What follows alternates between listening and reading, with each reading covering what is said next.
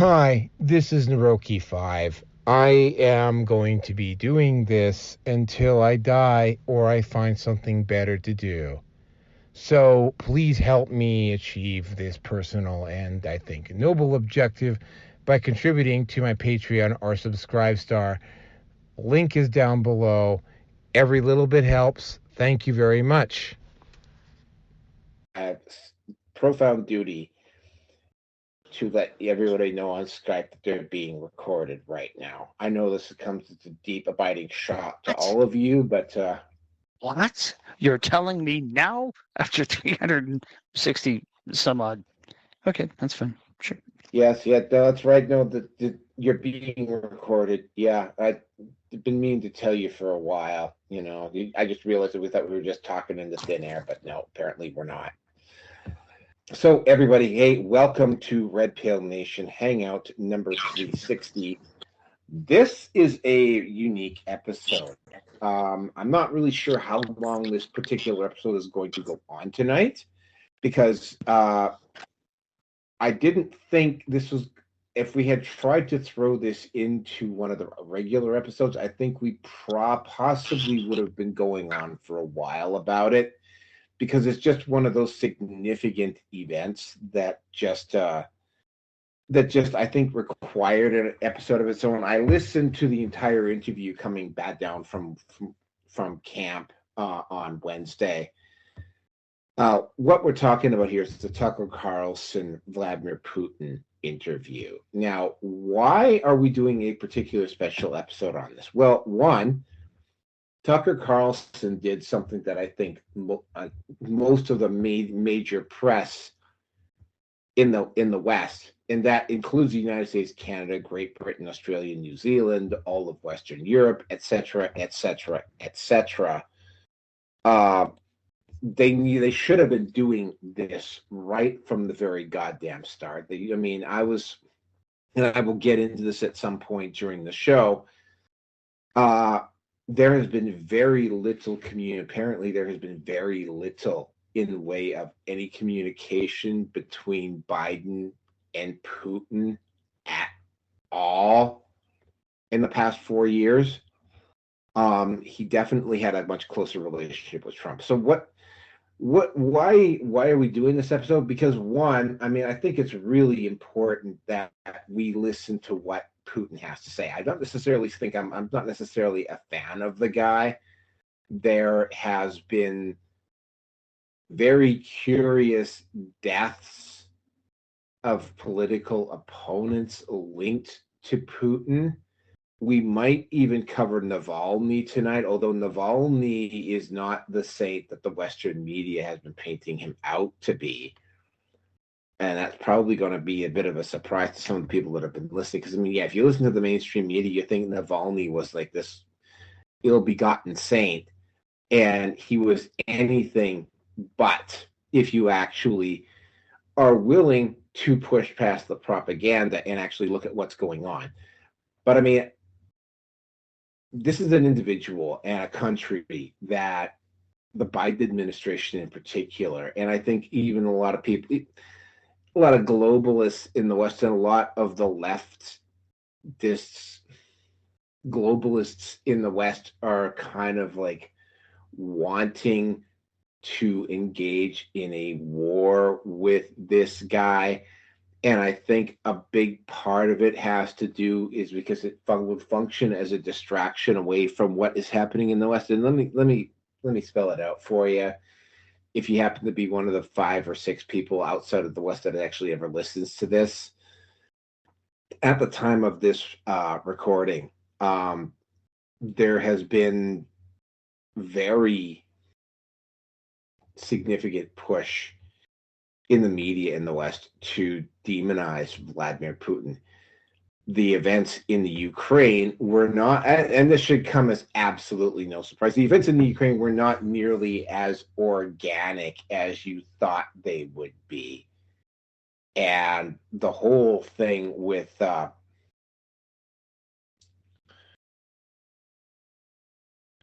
it is that the way it's been set up right now, you're leaving the Russians really no choice but to basically drive Ukraine the way the Ukrainians have structured this war. The Russians are being left with absolutely no choice at this point, except to just continuously fritter away at the male population until basically Ukraine runs out of people to send to the front lines. Ukraine runs out of people to send to the front lines.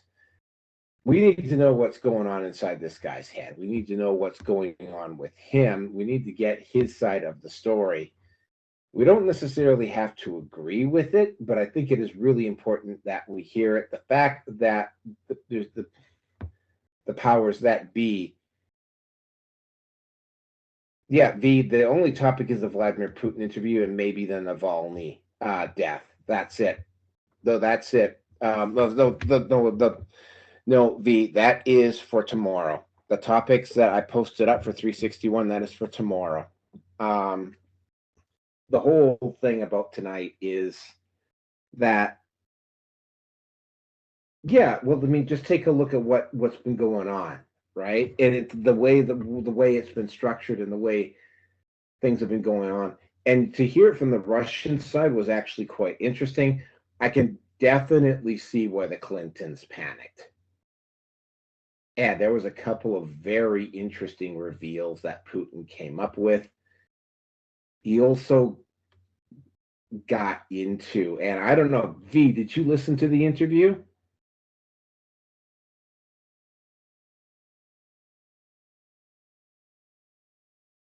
Hello? V? Okay. So with that, no, you didn't? Oh, okay, yeah. It would have been very helpful if you had. It would have been extremely helpful if you had done that tonight. Well, I see 359 and 361.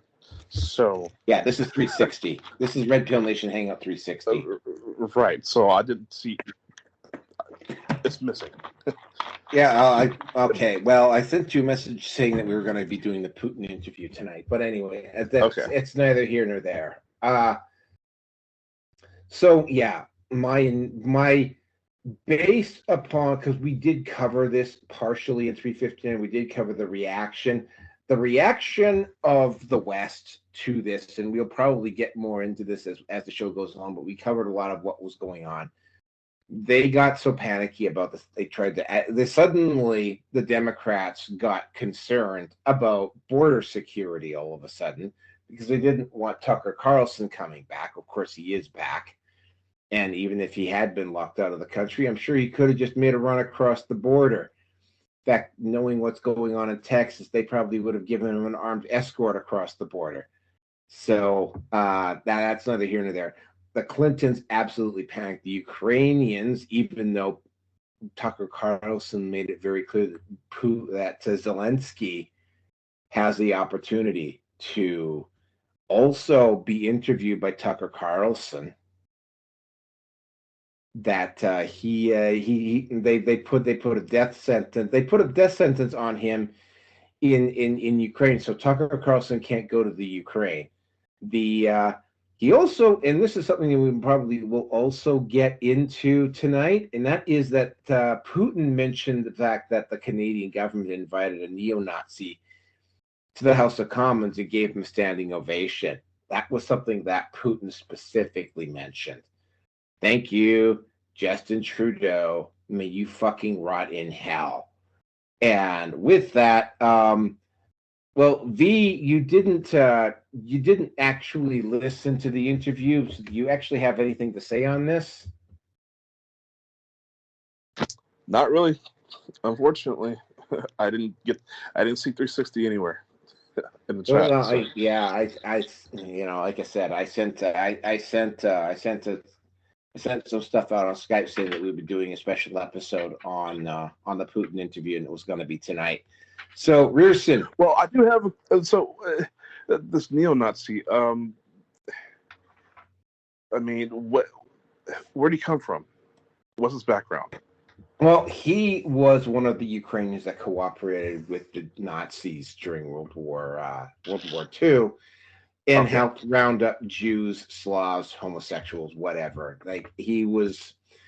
This is a very interesting little historical fact about the Ukraine that the Germans failed to take advantage of because there was enough people, there were too many Nazis, too many people inside Germany who were into race theory.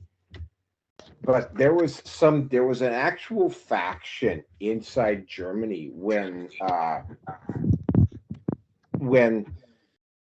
Germany first invaded Russia, which was openly discussing about. In fact, it was not. It was actually a well-known fact that initially the Ukrainians were actually welcoming the Germans as liberators. And it was discussed with the Germans that maybe they could take the Ukrainians and use them as soldiers against the Russians. Now, what ended up happening is that the Nazis, the actual Nazis inside the Nazi party that believed in race theory and whatever, considered the Slavs to be subhuman, and were never going to allow that to happen. So they resorted to engaging in massacres, and of course, the Ukrainians turned on the Nazis. But initially, at least in the Ukraine, there was a lot of cooperation between the Ukrainians and the Germans, and that there was still a lot of cooperation between the Ukrainians and Germans throughout the Second World War, which is why, by the way, neo-Nazis, and Putin does get into that during his interview, neo-Nazis are so popular in the Ukraine. Are you done? Because I'm going to turn it over to Rearson now for his take on this, his initial take. Yeah, go ahead.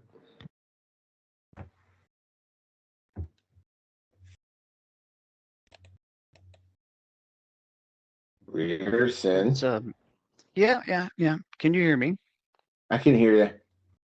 Okay. It was pointed out on the in the alt media, for those that are following Q and the like, that Putin took his watch off, put it on a table beside a pen, and there seemed to be I'll have to go back and take a look for it, but there was at 15 or 17 seconds, it was I'll have to go find it, but it was an interesting coincidence, I guess would be one way to put it. I wasn't really aware of any Ukrainian history, and depending upon the time period that we're talking about, my grandfather was either Polish or he was Ukrainian. And I think where he was from is likely to be somewhere, might be around Chernobyl, I'm not sure.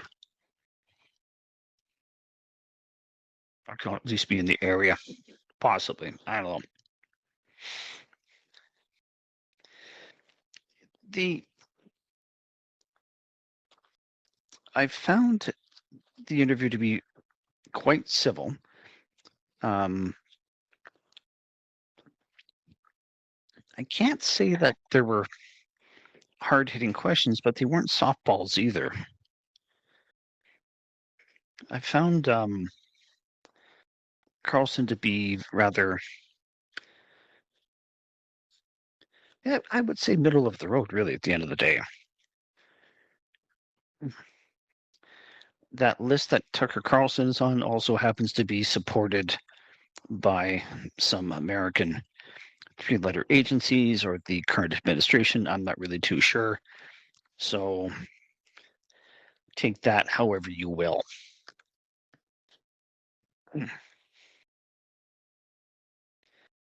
And given that really no one I know on social media or influencers or whatever has probably been to Russia, at least recently enough, I'm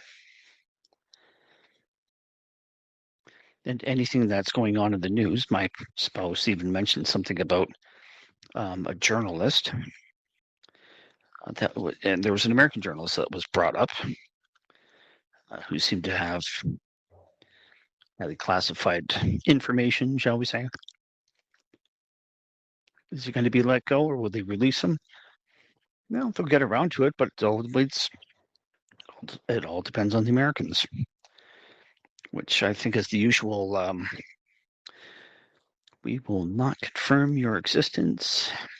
If you get caught, you do realize the risks, or, kind of Mission Impossible kind of shit.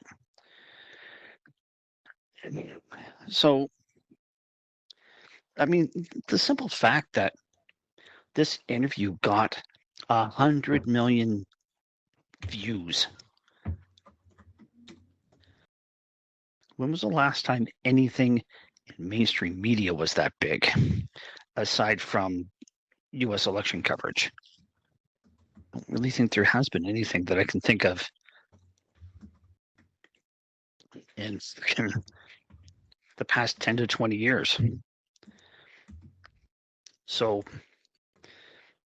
the mainstream media is dead, and the way that I see it, the whole thing, is that Carlson has shown what a journalist is supposed to be doing,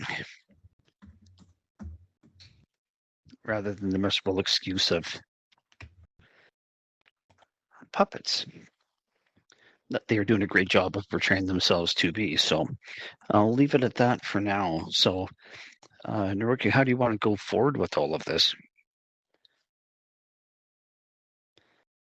Typing out a response. Ooh, ow, what the hell was that?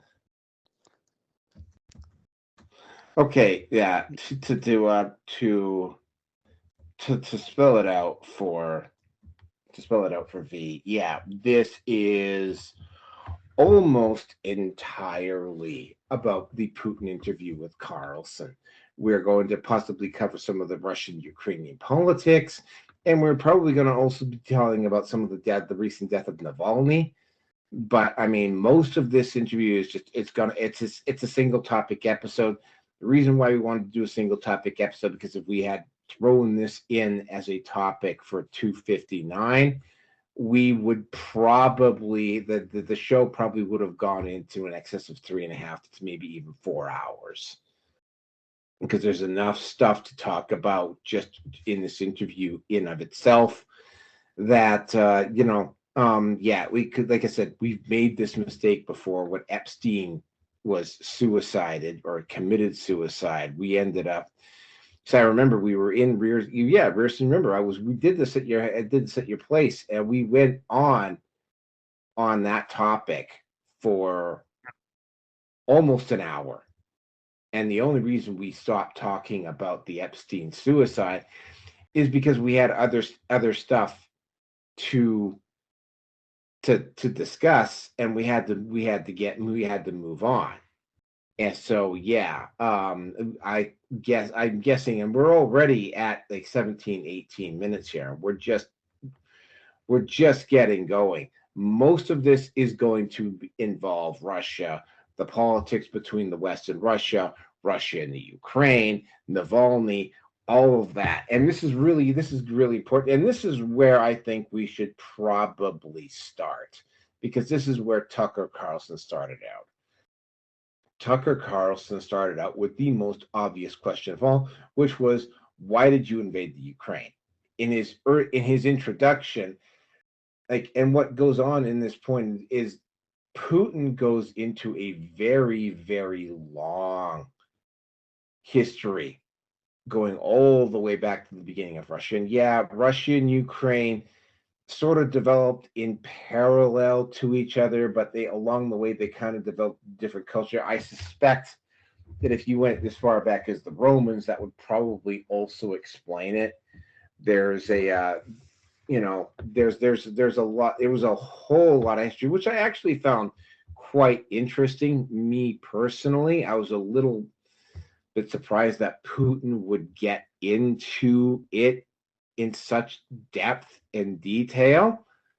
And yeah, If Tucker Carlson hadn't explained right at the start that he thought that this was some type of an attempt by Putin to filibuster, I mean, I would have thought this was exactly the same thing. But towards the end, he began to explain some of the reasons why it took place. And one of them is that there was there's always been kind of like a political demarcation, like that particular part of the Ukraine and Russia, that particular part of the steppe, for lack of a better word, or that particular section of land has different language and different culture because unlike the greater part of Russia, it was occupied by multiple powers, European powers over the years, whereas that area between Leningrad and Moscow really has not been occupied by anybody except possibly maybe the Mongols. And even then, they kind of left the north alone to a great degree. So yeah, a lot of what happened is that Ukraine kind of has a different language and a different kind of culture. Moreover, because it has had various alternate foreign rulers come in and occupy its territory from time to time, whereas Russia hasn't. The division at the end of the Second World War was kind of, I mean, again, it was artificially propped up. And I mean, Putin did openly admit that Stalin was pretty ruthless.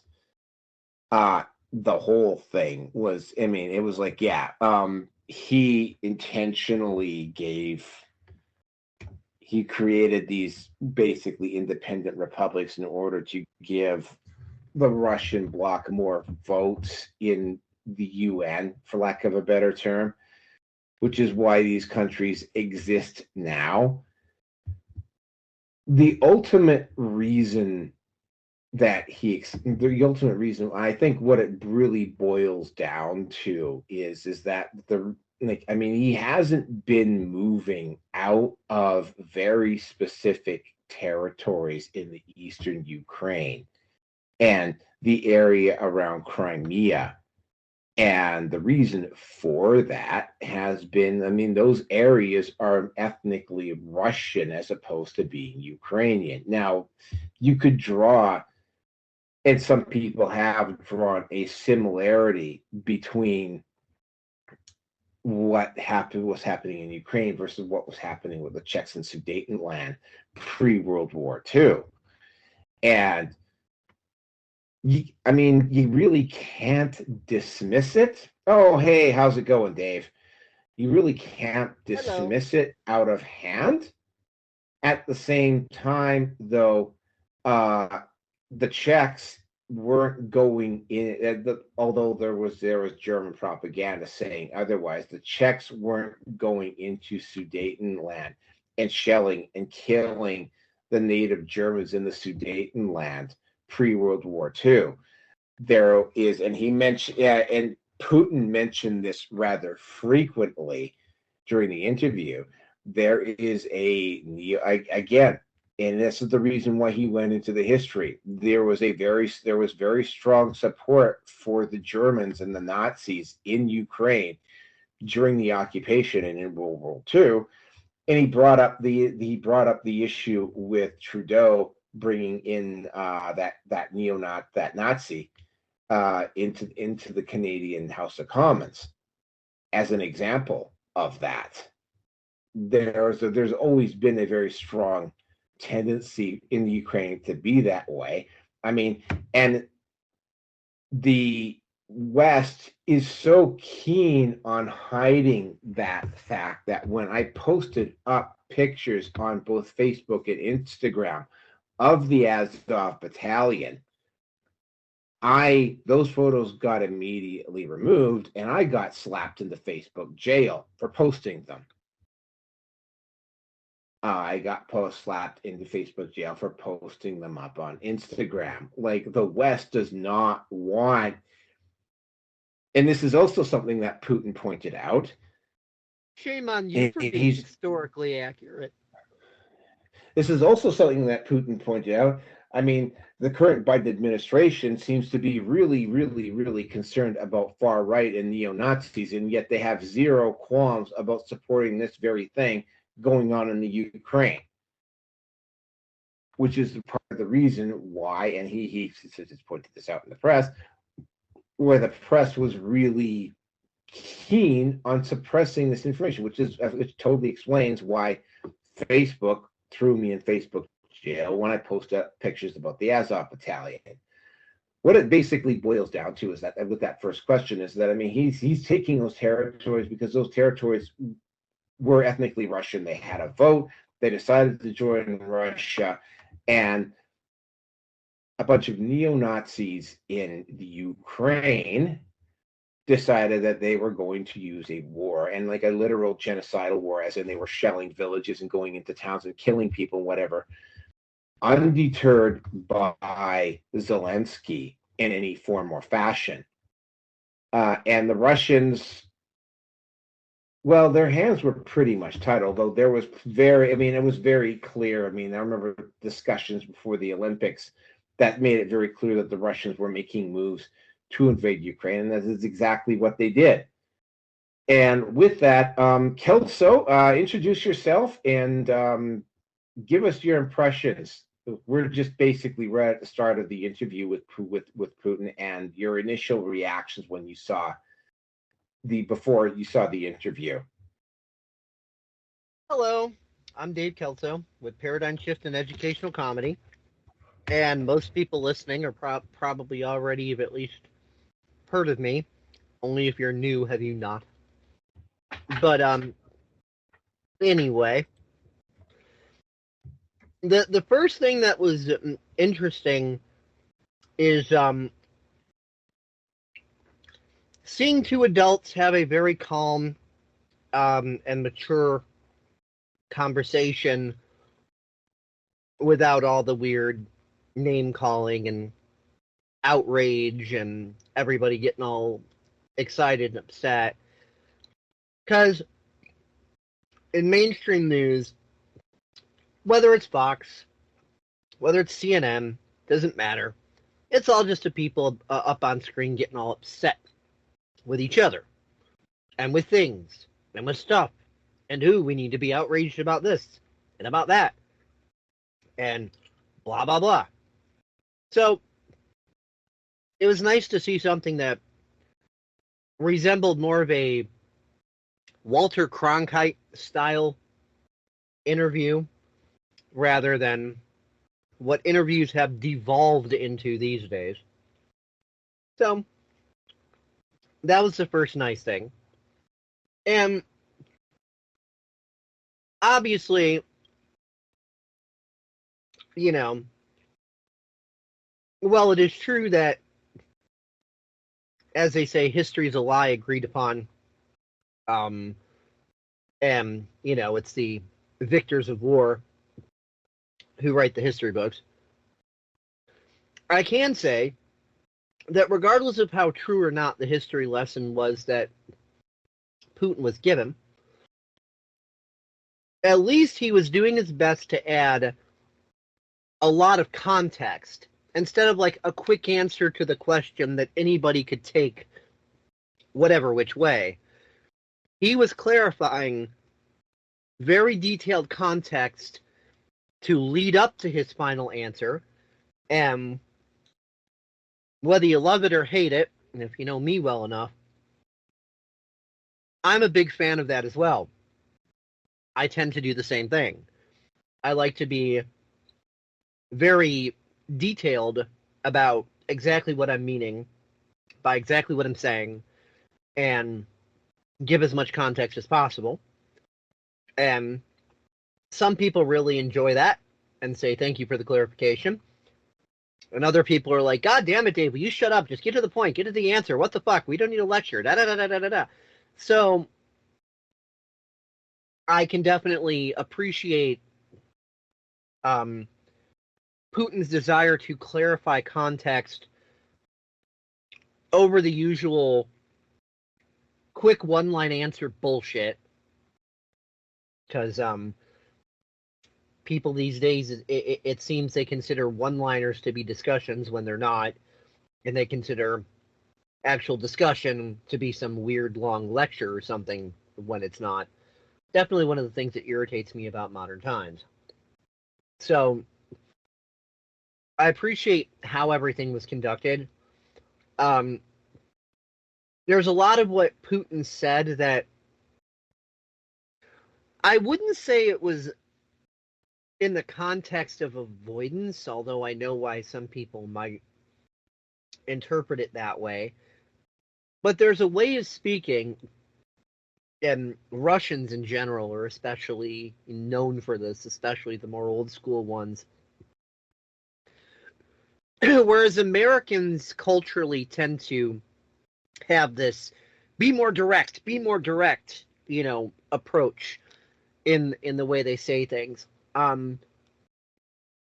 Russians kind of have a more, I guess you could say, elegant dance going around about it. Like, instead of just coming out and saying something, they'll do this little word dance to where it's kind of like, read between the lines and look at what's not being said, and what's not being said is kind of being sculpted and defined by what is being said. It's almost like creating the outlines for a coloring book, and then you get to color it in with the colors you want, but the coloring book itself has been created.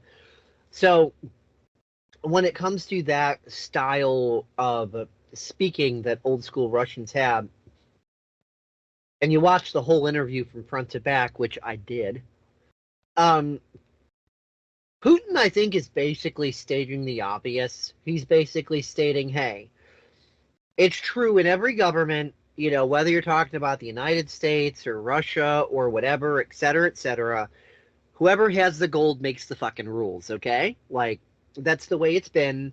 Humanity did not find some magical cure for that. World War II didn't produce magic unicorns that made the golden rule cease to exist, and if you say otherwise, you're a delusional conspiracy theorist out of touch with reality.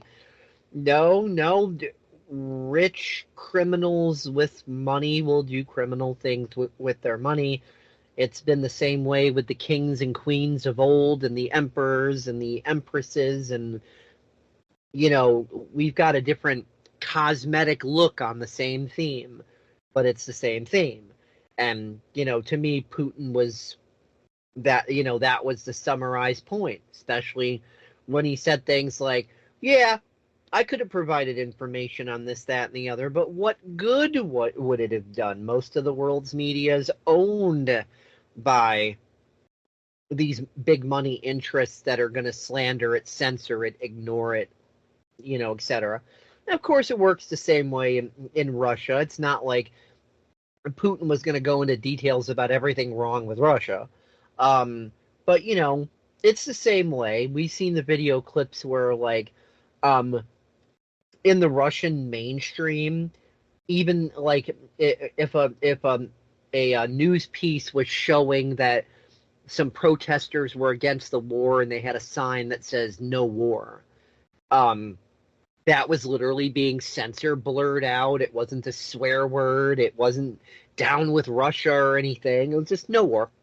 That was being blurred out. So yeah, Russia's got its big money interests, doing the same sort of censorship and things like that internally. But I think Putin just made the big points that so many people just seem to have a hard time wrapping their minds around, with the weird ways that they think, that it doesn't take some weird, bizarre, well, aliens landed and then demonically possessed, a ruling class and turned them into lizard people and like all this shit. It's just like, no, it's the same old golden rule. For as long as the people allow corrupt motherfuckers to rule over them, then corrupt motherfuckers are going to rule over them. There's nothing particularly rocket science about it, but there's so many people that have just been, freaking, brainwashed and dumbed down and everything else that for a lot of people, this very basic concept is very difficult for them to grasp. And when you try to point it out, they either go into these weird logical fallacies or they just shout you down with insults and say, you're far right, you're a conspiracy theorist, you're this or that, shut up, we don't need to hear this misinformation. So yeah, I just think the sky was being called blue on the interview, and this isn't to side with Putin. I think Putin's corrupt. I think all politicians are corrupt. I think all governments are corrupt. But I think it was just a sky blue observation about corruption. And another thing is when people call the sky, when someone calls the sky blue enough, everybody looks at them and goes, "Oh, this person's calling the sky blue, so obviously that must mean they're trustworthy, right?" No, someone simply admitting the obvious facts of something does not magically make them into a trustworthy individual.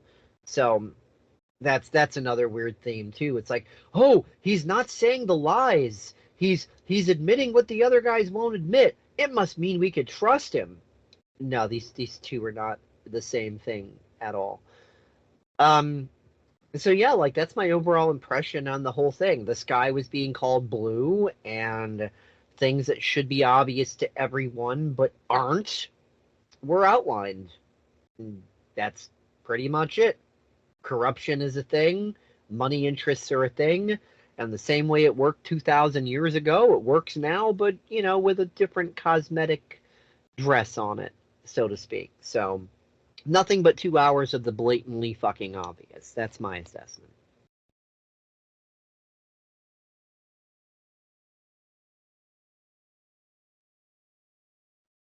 Gerson, Yes. you're up. Well, Let him finish drinking his Klingon breast milk first. Jeez. titty milk. Titty milk. No, we're not doing that tonight.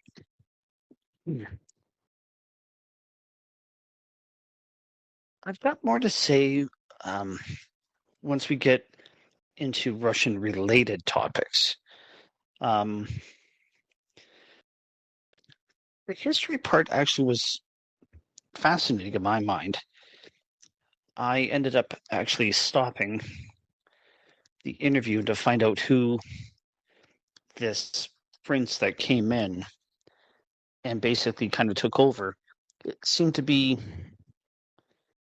an extension of the Vikings that had moved into what is now Russia, and the word Rus apparently means like to oar or to row. So that was, I think he was from Finland, or could have been, I think it was Finland at the time. And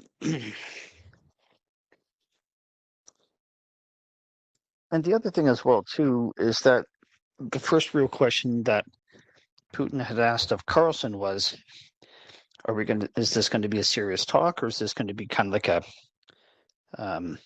talk show interview? So he was, in his own way, subtly setting the tone as to where things would or could go. And I have to agree with Kelso on this one. While I am more inclined to believe the Russian side of any sort of story at this point, I'm well aware that at the end of the day, it's still government, and government is notorious and out of necessity won't be telling you everything. It was good to hear, to be reminded, because I did look into this when it happened, the whole thing with Crimea, and that's what this whole thing that the Ukrainian invasion is all about. It's just a continuation from, well, now that's 9 years ago now. Shit. 9 years ago when that whole thing started. And Crimea was given to the Ukrainians, kind of, it was a gift. My apologies here. I'm just setting up some onions. The usual defense mechanisms kicking in. Anyway, Crimea was basically given to Ukraine at the time. I think it was in the late 50s, if I remember correctly. And for reasons that are only fully known within Russia, they wanted it back. And it became a big to-do.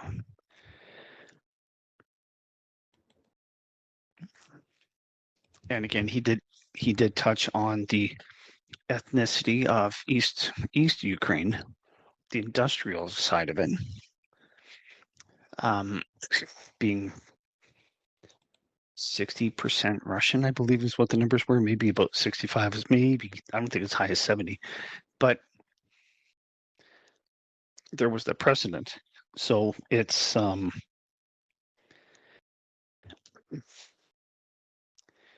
what ended up happening is what ended up happening. I still have questions of sorts or wonderment of events that happened after World War II with Ukraine and whatever else. But yeah, my apologies for not really being terribly focused on. I've got thoughts going through my head. I just don't know where and how to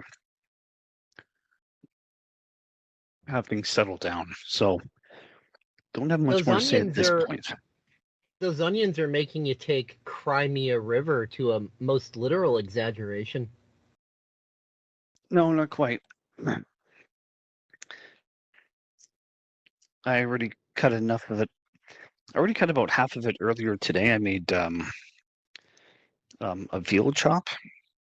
It was quite nice, although I had to slice it and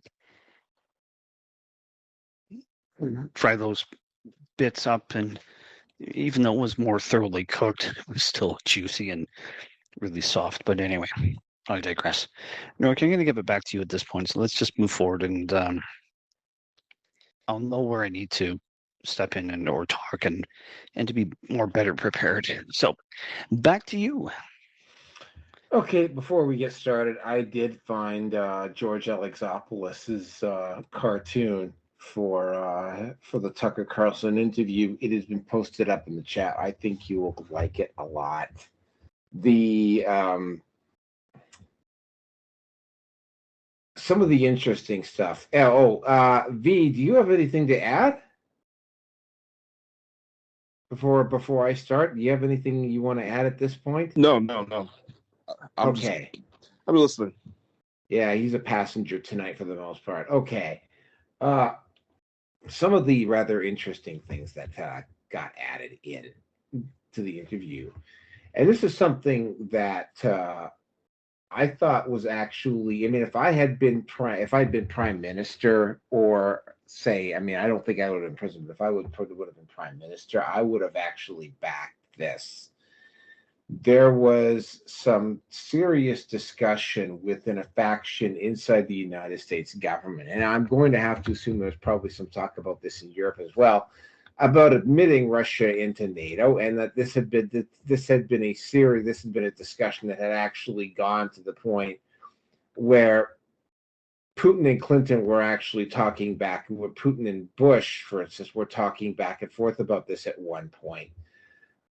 It got shot down. Reasons were not given, and Putin, for very obvious reasons, did not want to go into the details about it. But this particular aspect of NATO had been tabled with Putin on a couple of occasions, and the Russians were definitely interested. I mean, from the Russian perspective, getting involved in NATO would have been a significant. It probably would have revitalized NATO and would have made NATO a legitimate international force, as opposed to now And Putin gets into this very quickly. I mean, the economic activity in BRICS now exceeds that of the G7. So the G7 is not the biggest economic bloc in the world anymore. What would have occurred had Russia been admitted into NATO is that you would have had a situation. First of all, the situation in Ukraine would have never happened because it wouldn't have mattered whether Ukraine was in NATO or not, and it would have just been an automatic go-to. Well, it would have taken a lot of the weight off of the United States in terms of using an army to be the international policeman, right? Like the United States could do what it probably, realistically, I think probably should be focusing on if it's going to be the international policeman, which is making sure that the international shipping lanes, remain pirate free.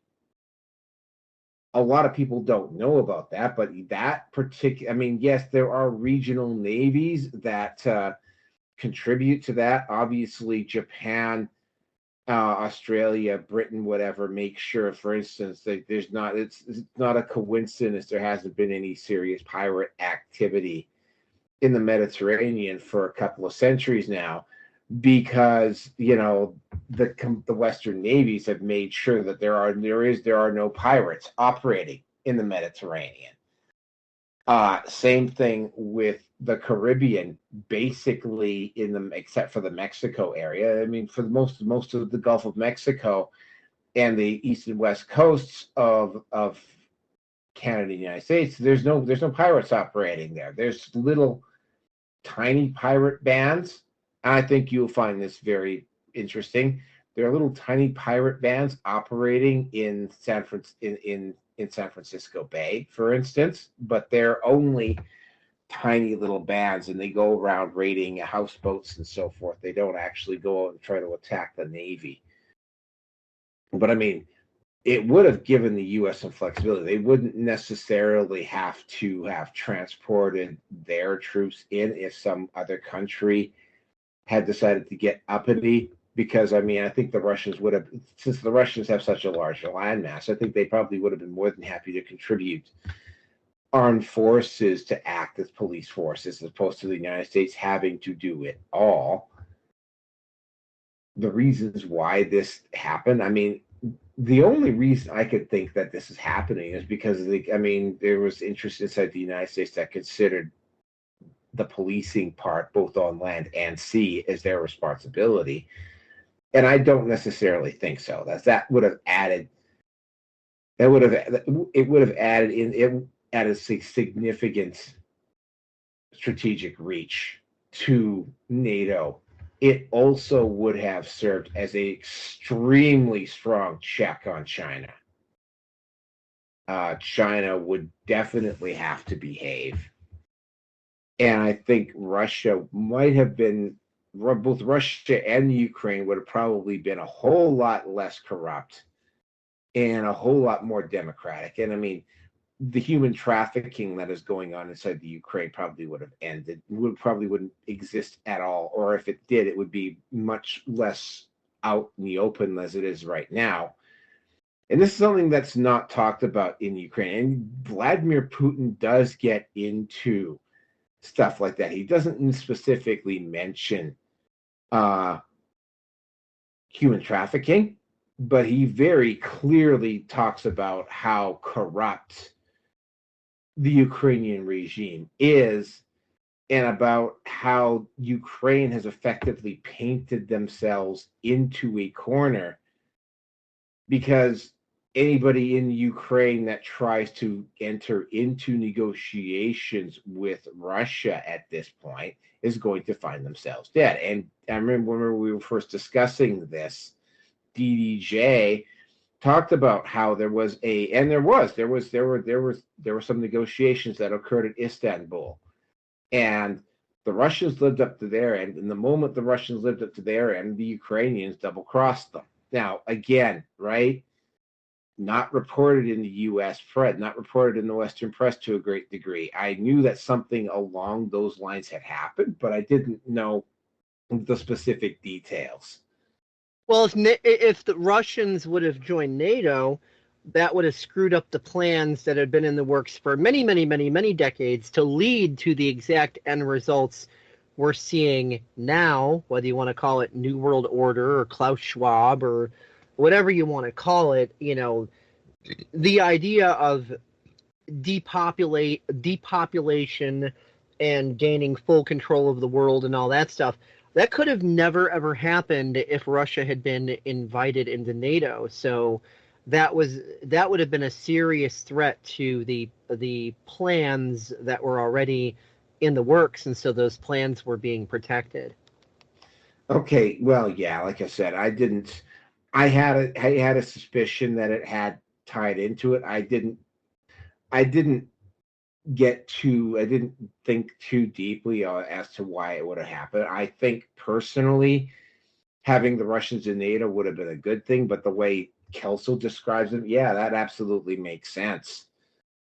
Now, the whole situation with, and another thing that I also found particularly interesting on this is the fact that he goes into, and I mentioned this earlier, but I will have to go into much, much more detail about it now, about the strong Nazi like literal Nazi presence like that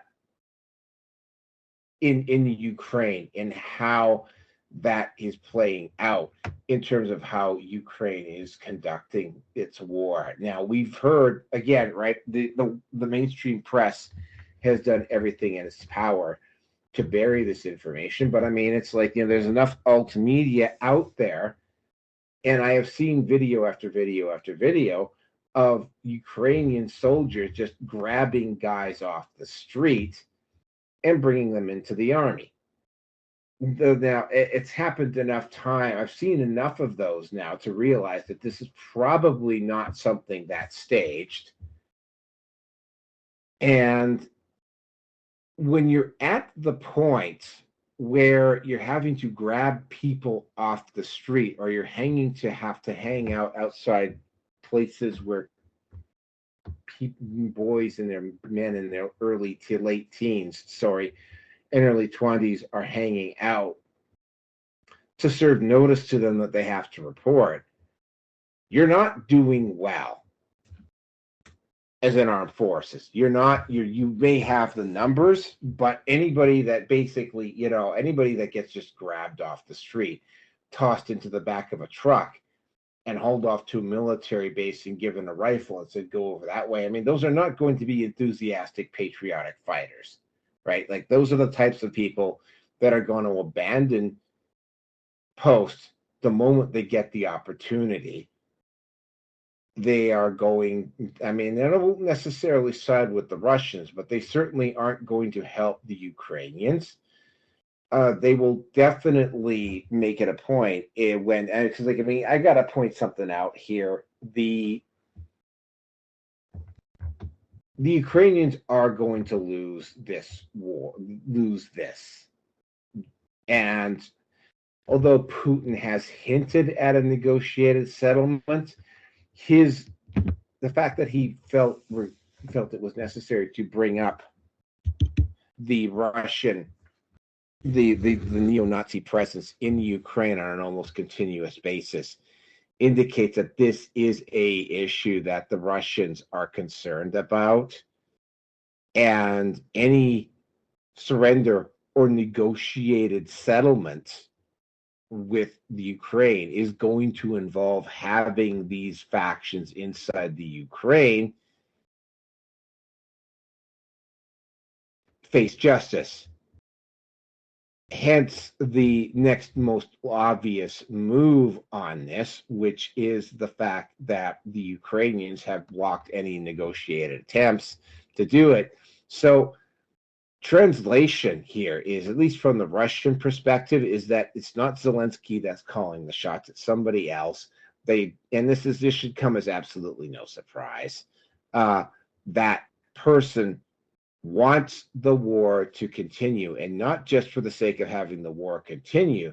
They want the war to continue because if the war discontinues, there's going to be large factions of the Ukrainian population that are going to be facing some extremely harsh penalties. Russian justice is not particularly pleasant from what I've seen. And for instance, the Azov battalion would absolutely, the head of the officers in the Azov battalion would at very best be getting either a life sentence or death sentence of some type. The Russians still have those prisons in Siberia. I know they still got those prisons in Siberia because once again, there's been documentaries done on those prisons in Siberia. So they still got those prisons there. All these, at absolute best, at least the officers and the NCOs in the Azov battalion would probably get their asses hauled off to Siberia, and nobody would see probably 95% of them ever again. The other, you also have to take into account as well too the former members of Azov and the other paramilitary groups like Azov. Of where are they within the Ukrainian government or within the infrastructure or within the companies? Yep, and then of course we've also got the rampant corruption, the human trafficking, all of those research facilities, which are probably experimenting and researching on God knows what there, because they can't do it in the United States and they can't do it in the West. That stuff is also going to have to be addressed. So basically what it is that the Ukrainians would have to surrender. I would say those labs are probably brought to you by Pfizer. Absolutely brought to you by Pfizer. Probably also brought to you by there's also weapons facilities being done. There's all sorts of black book stuff in the Ukraine, which is also one of the reasons why the West is rather keen on this war continuing, because they don't want assuming they haven't pulled this stuff out yet, and they had better have pulled it out. They don't want discovered.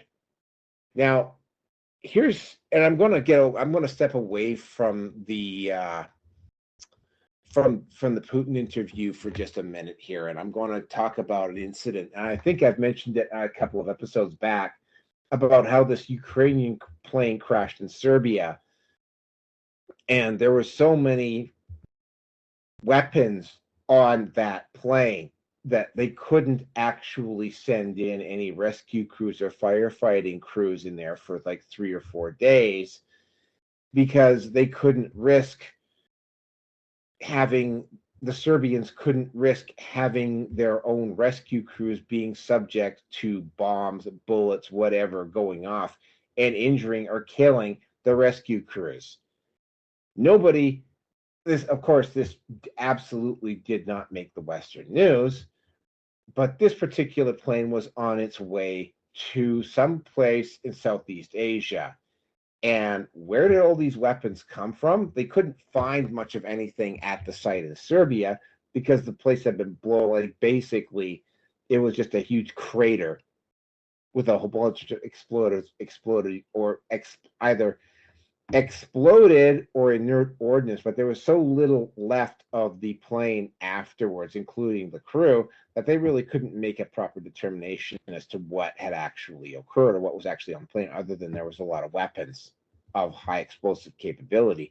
But this plane was on its way to Southeast Asia. So a lot of these weapons, and this is something that the U.S. that you've seen in the news, again, not on the mainstream media.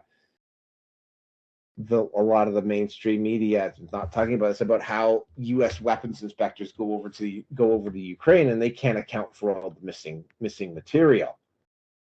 And of course, right, heaven forbid, not heaven forbid, surprise, surprise, there's a faction inside the Ukrainian military that is taking some of this some of the goodies that the West has been sending him, and then shipping them off to somebody else, because these weapons that were designated for the Ukraine have apparently shown up in South America. They have shown up in Southeast Asia. They've shown up in Africa. They've appeared in places where they shouldn't appear. And again, this is not something that is being reported in the mainstream news. So when Putin starts talking about corruption and duplicity and an unwillingness to negotiate and all of that stuff, and yeah, he gets into some detail about that. I thought it was rather interesting. Interesting. But I mean, in a lot of cases, like what both Rierson and Kelso are saying is, a lot of the cases you're just calling a spade a spade. Now, V, do you have anything to say? Because if not, I'm going to have Kelso take the next section.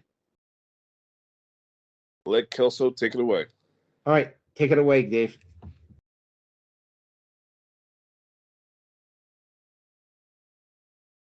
I don't really think I have anything more to add at this time, unless there's something about the next section I need to know that I don't already know. I mean, I agree with everything you're saying, so, nothing really more to add at this time. Yeah, I just thought you might have something else to say about it. Okay, Rierson, you're up. No, just that you're right. Corruption, every fucking where. I've got to add a little bit more to what you were saying about the whole thing with NATO. And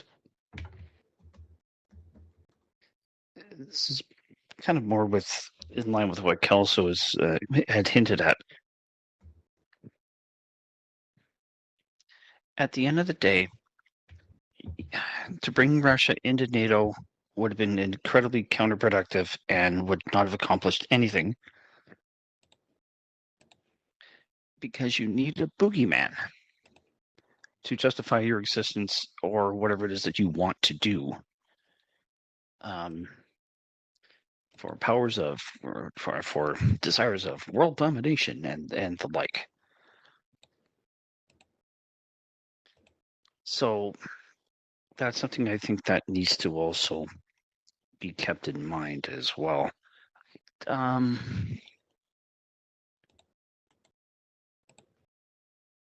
mean, if we look at how many U.S. bases are stationed in Europe and the progression of those bases as it gets closer and closer and closer to the Russian borders, and this makes absolutely no fucking sense, but whatever. I mean, technically, Turkey is part of Europe. It's only a small fraction of its overall square footage, or square mileage, I guess would be the best way to say it. Total area, whatever. But they're not. Last I looked, they don't touch. They don't touch. The only major body of water that they're in contact with is the Black Sea and the Mediterranean. That's it. So why they would be allowed in didn't make any sense to me at the time. And it still doesn't. So this whole thing with NATO seems to be a very fickle organization, to say the least. Corrupt, in my honest opinion, and I'm probably being polite.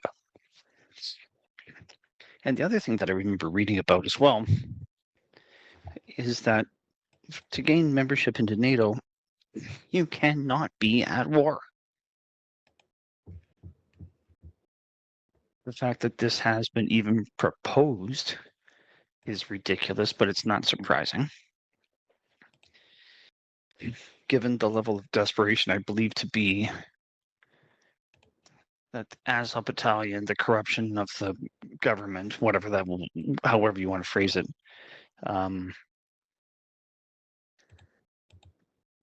Zelensky's administration, however you want to say it. I mean, the fact is that, like most politicians, most elected, quote, selected leaders, elected with an S at the beginning, Zelensky isn't making any decisions. Much like I believe Trudeau here in Canada isn't making any decisions. He's being told what to say, and that's about it.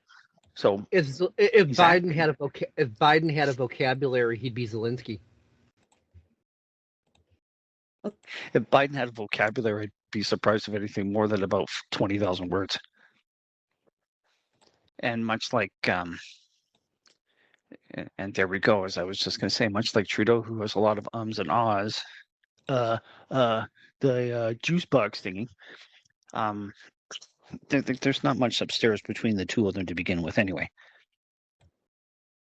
And I have to wonder, and as Naruki had pointed out, the fact that what happened in Parliament here in Canada with that Ukrainian SS soldier fighting against Russia was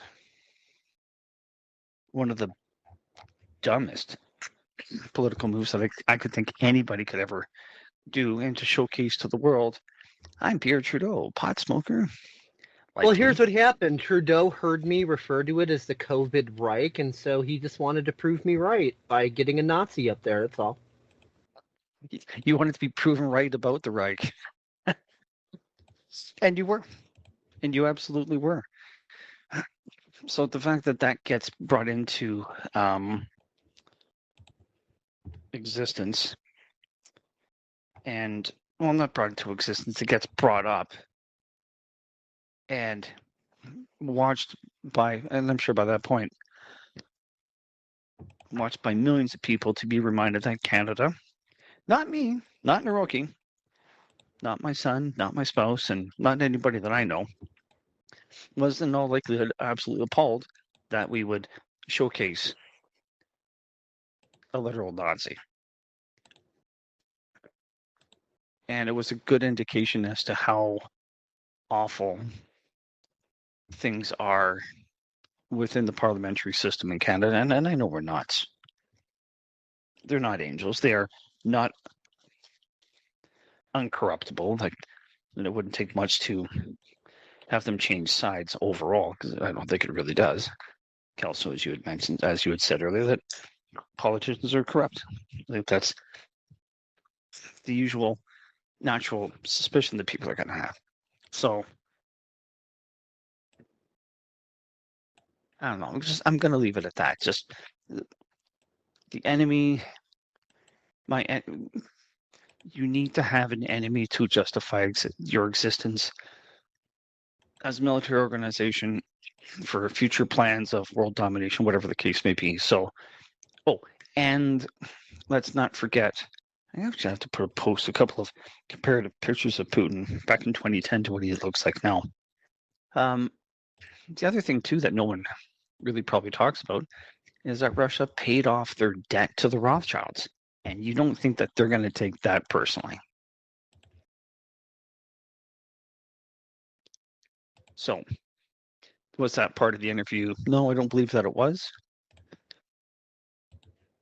But it is something that I think that people need to know about and to be aware of. So, Naruki, I will give the mic back to you. Okay, so then the next part on this, and he talks about BRICS versus the G7 and what is going on. And this is him speculating, but I mean, his speculation is not actually all that far off from the truth in this particular situation. The amount of influence that the West is having, particularly G7 in the United States, has been dropping precipitously in the last 10 years. Trump, and I mean, by the way, and I don't, again, I'm not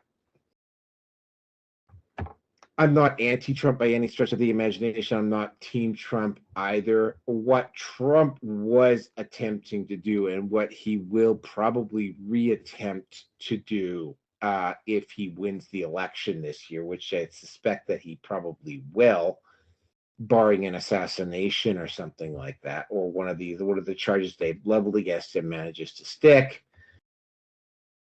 is that he is going to bring back what it's amounts to, and this is another faction inside the United States. He's going to bring back the other wing of the bird, the Pax Americana cartel.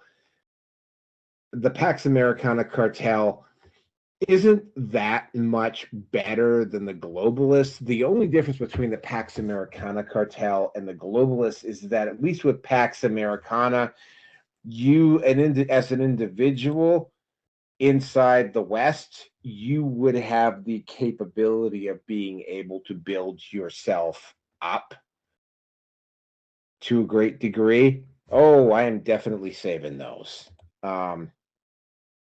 Oh, yeah, I am definitely saving those. Thank you very much, Rearson. You would have the ability to build yourself up and to eventually, become semi-independent. The whole situation is that is not going to happen with the globalists. The globalists want a form of techno-feudalism, which, ironically enough, is something.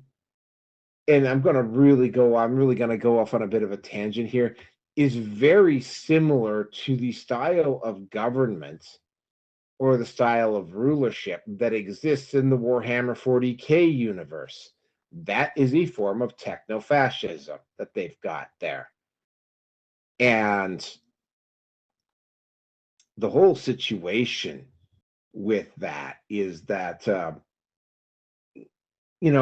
what is going on here, and this is Putin observing, but again, he's not wrong, is that the United States is losing its influence.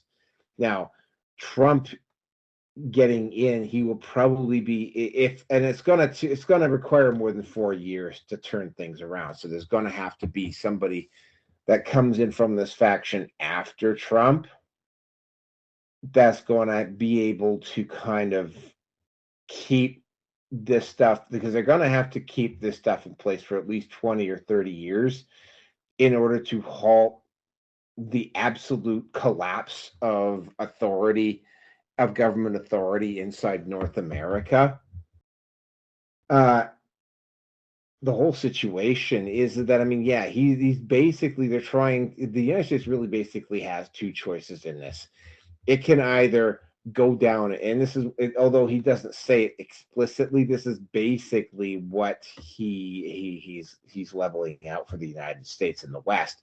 The West either learns to age gracefully and accept the fact that they are going to have a reduced role and influence in the world situation going forward, or there's going to be a war of which there is not going to be any winners, and things completely end. Now, the other, again, those are realistically the only two options that the West has at this point. They are losing influence rapidly. Everybody's getting smart to their stuff. It had the West gone in after World War II and maybe negotiated some better agreements with countries in South America and Africa, and allow these places to build up to be having a little bit more say in their own affairs, as opposed to trying to strip mine them for every single dollar they could get, this wouldn't happen. The other thing is that, this also the aging gracefully part might actually come in handy, because there's enough anger and resentment towards specifically the United States, but towards the West, that it's not entirely impossible down the road that there's going to potentially be a rogue power come out of Africa or South America that will come out and go attack the West, looking for retribution for some of the stuff that the West did over the last couple hundred years. That is not out of the question at all, either. In which case, the West would be definitely more advisable to be having an amicable relationship with BRICS, as opposed to trying to go to war with them. Now, the wild card in all of this is China. What is China going to do? Well, China's the big guy, is the big guy in BRICS, but they're not as dominant in BRICS as the United States is in the G7. And India is, I mean, at this point, India and China are basically around the same population. I mean, we were just talking about that yesterday. I think China has 18 million more people in it at this point, but they're effectively the same population. And China and India and Russia and Brazil and South Africa, and I know this because I talk to people down. I'm part of a couple of groups that are based out of South Africa right now. The same sort of social influences that are affecting the West are also affecting those countries as well. They're just not as far along. So what you're seeing in the West is the tip of a rather large and nasty iceberg that is affecting the entire world globally. It's just happening here in the West a lot faster because of the way the culture is set up. It's happening everywhere. So the entire world is going to have to move towards a totally different style of governance and an entirely different model about how they do things. Now, is it going to be more enlightened? Yeah, to a certain extent, but with people being people, there's invariably going to be somebody that's going to screw it up. And that's basically what Putin is saying. I mean, like, the United States does not have 5 centuries to unspool like the Roman Empire had. The United States has maybe currently got 5 decades, if that, to get their stuff together. And here's the other thing: if you want to talk about historical parallels between the United States and the Roman Empire, the Roman Empire also went through a very unstable period for a while. Ironically enough, the Roman Empire, the problems that the Roman Empire was facing during this period of instability were very similar to what the West is facing right now. Now, they got those issues resolved. Ironically enough, they got those issues resolved because they put emperors in instead of having it be a republic, starting with Julius Caesar. And I mean, the Roman Empire went on to be the dominant power on the globe for a while. Now, is that going to happen with the US? Possibly, if you want to follow the same historical parallel. Again, though, in order for that to take place, I think you would probably have to get the globalists out of the way. And with that, I'm going to turn it over to Kelso again.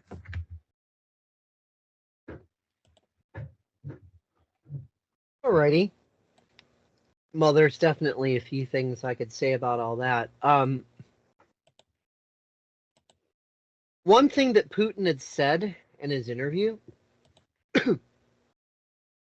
he talked about how strong China's economy is, and it's ahead of the West, and it's been way ahead of the West, and blah, blah, blah, blah, blah. Yes and no. As Obi-Wan Kenobi once said to Luke Skywalker, from a certain point of view. Now, the Chinese economy is imploding, just like most other economies either are or will. But depending on where you're at in that implosion, you see, if you're one of these top-level globalists, an imploding economy is an economy that's doing great. You've got the poor getting poorer, the rich getting richer. You got lots of depopulation agenda going on by default of that situation. You've got more and more consolidation of power. I mean, if you're one of these technocrats, it's excellent. You're doing great on the steel, you know. All the agendas are falling into place. So, sure, from that perspective, China's economy is probably one of the best in the world from that perspective. But if you're looking at it from the perspective of, is the country doing well? Are the people doing well? As nations have traditionally been, is China doing well? The answer is absolutely not. And for one of many resources people can check out on that, they could look up China Uncensored, which is run by Chris Chappell, and he's on both YouTube and Odyssey. So plenty there. I don't agree with Chris on everything he says about everything. I think he's wrong about stuff about 10% of the time. But the other 90%, I feel he's pretty well on the mark with that stuff. So yeah, because most people don't understand how the economy actually works. They don't understand fractional reserve banking or the Federal Reserve System, and that's the system they've got rolled out pretty much everywhere. And any smaller country that wants to try to reject that system and think they can do their own thing and nationalize anything, a can of democracy gets opened up on them, if you know what I mean, usually in the form of airstrikes and other nasty measures, war in general, proxy wars, etc. And so for those who don't know, the current money system, and you could watch documentary after documentary after documentary on this, but the short version is money isn't money anymore. It hasn't been for a while. It's just a symbol. It's an IOU. So it's this so-called money, this monopoly money, created out of thin air. Used to be mostly on paper, but most of the money nowadays is actually digital, exists on a computer, doesn't even exist physically. It's got this money created out of thin air as debt and at debt interest. So money and debt are the same thing. Absolutely the same thing. So the quote-unquote money that is charged to create the other quote-unquote money can't exist, won't ever exist, and that's what national debts are. People like to look at the national debt and go, oh, it's the fault of the boomers and the zoomers or this and that and da-da-da, because they don't know what national debt is. They don't understand the money system. So the math It's of the aliens. money... It's totally aliens. That's my excuse. That's the one I'm sticking with. Oh, it's those No damn gimp suits quiet... here and no Klingon titty milk. That's all I'm gonna say. It's those damn quiet quitters from Uranus, those motherfuckers. But anyway, so when you look at the math of that system, it all winds down into a consolidation of power.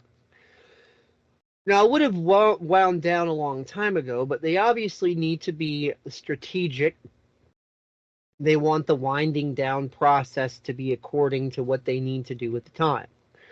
So when Nixon's New Deal rolled out to where no money was on the gold standard anymore, but they needed some pressure release mechanisms so that they could try to keep things afloat as best they can. Two things were done. A, American dollars became the world's reserve currency, which basically translates into other countries buy our debt so that it doesn't collapse us sooner than they want it to. And the other one is the petrodollar, which is why there's so much war over oil and so on and so forth, that there doesn't need to be. We already know Canada has plenty of its own reserves. The United States has plenty of its own reserves. Like, we could get into the whole Greta Thunberg conversation, but we won't right now. You know, all this is distraction. The petrodollar is simply there to make it, shall we say, a softer, more gradual descent to that mathematical bottom of economic implosion, so that things can implode more specifically on the timetable that the ruling class would prefer. So when people don't understand what inflation really is because they don't understand the monetary system, I hear things like, oh, Trump's going to fix the economy. Bullshit like that. It's like, no. How is one person, even if they wanted to, how is one person going to fix fucking math? Okay, it's math. It's numbers. I can't change how math works, even if I wanted to change how math works. And unless you're a Democrat, you know that 2 + 2 doesn't equal 5 just because you say so. Just saying.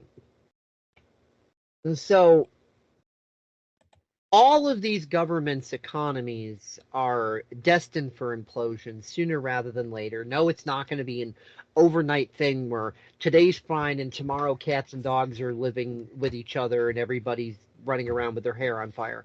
Nothing like that. But we are seeing this avalanche in slow motion, as I like to call it. We see it with locations of big stores going down. We see it with layoff after layoff after layoff. We see it all over the place that people would bother to look. This is the winding down of the math, the controlled demolition of society. And this is happening in all countries. So China's economy is not immune to it. Russia's economy is not immune to it. And even, let's say, hypothetically, Russia didn't use our Federal Reserve System, which they do use a form of it, but let's pretend for a moment they didn't. Well, all these economies are tied into each other regardless. We're on a global economy, sanctions or no fucking sanctions, when it comes to Russia. When the entire world economy goes down, the entire world economy goes down. No one is safe. And as Naroki's so fond of saying, there's no place to really run. And my response to that, of course, is you can only pick the place you'd rather be when it all goes to hell. But yeah, there's no place you can really run. So as the wind down continues and things collapse, as this goes, into what Naroki was talking about, well, what's government and things like that going to look like moving forward? It's unlikely that there will be any big wars at that point because there won't be the capability to have any big wars at that point because all the different countries will be in shambles and focused on their own problems as their own shit is imploding around them. I think the way it's going to go really kind of depends on the overall, well, for lack of a better way of saying it, consciousness in each country, as it were.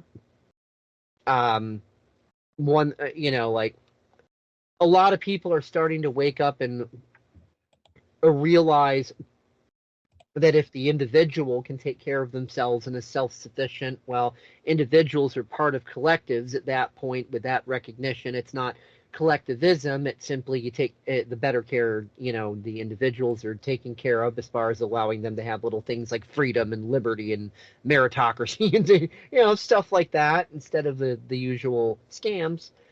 The better the overall collective is going to be. Because whether or not anybody likes it, humans are social creatures. As the lockdowns proved, most people, you put them in isolation for too long, they go fucking nuts.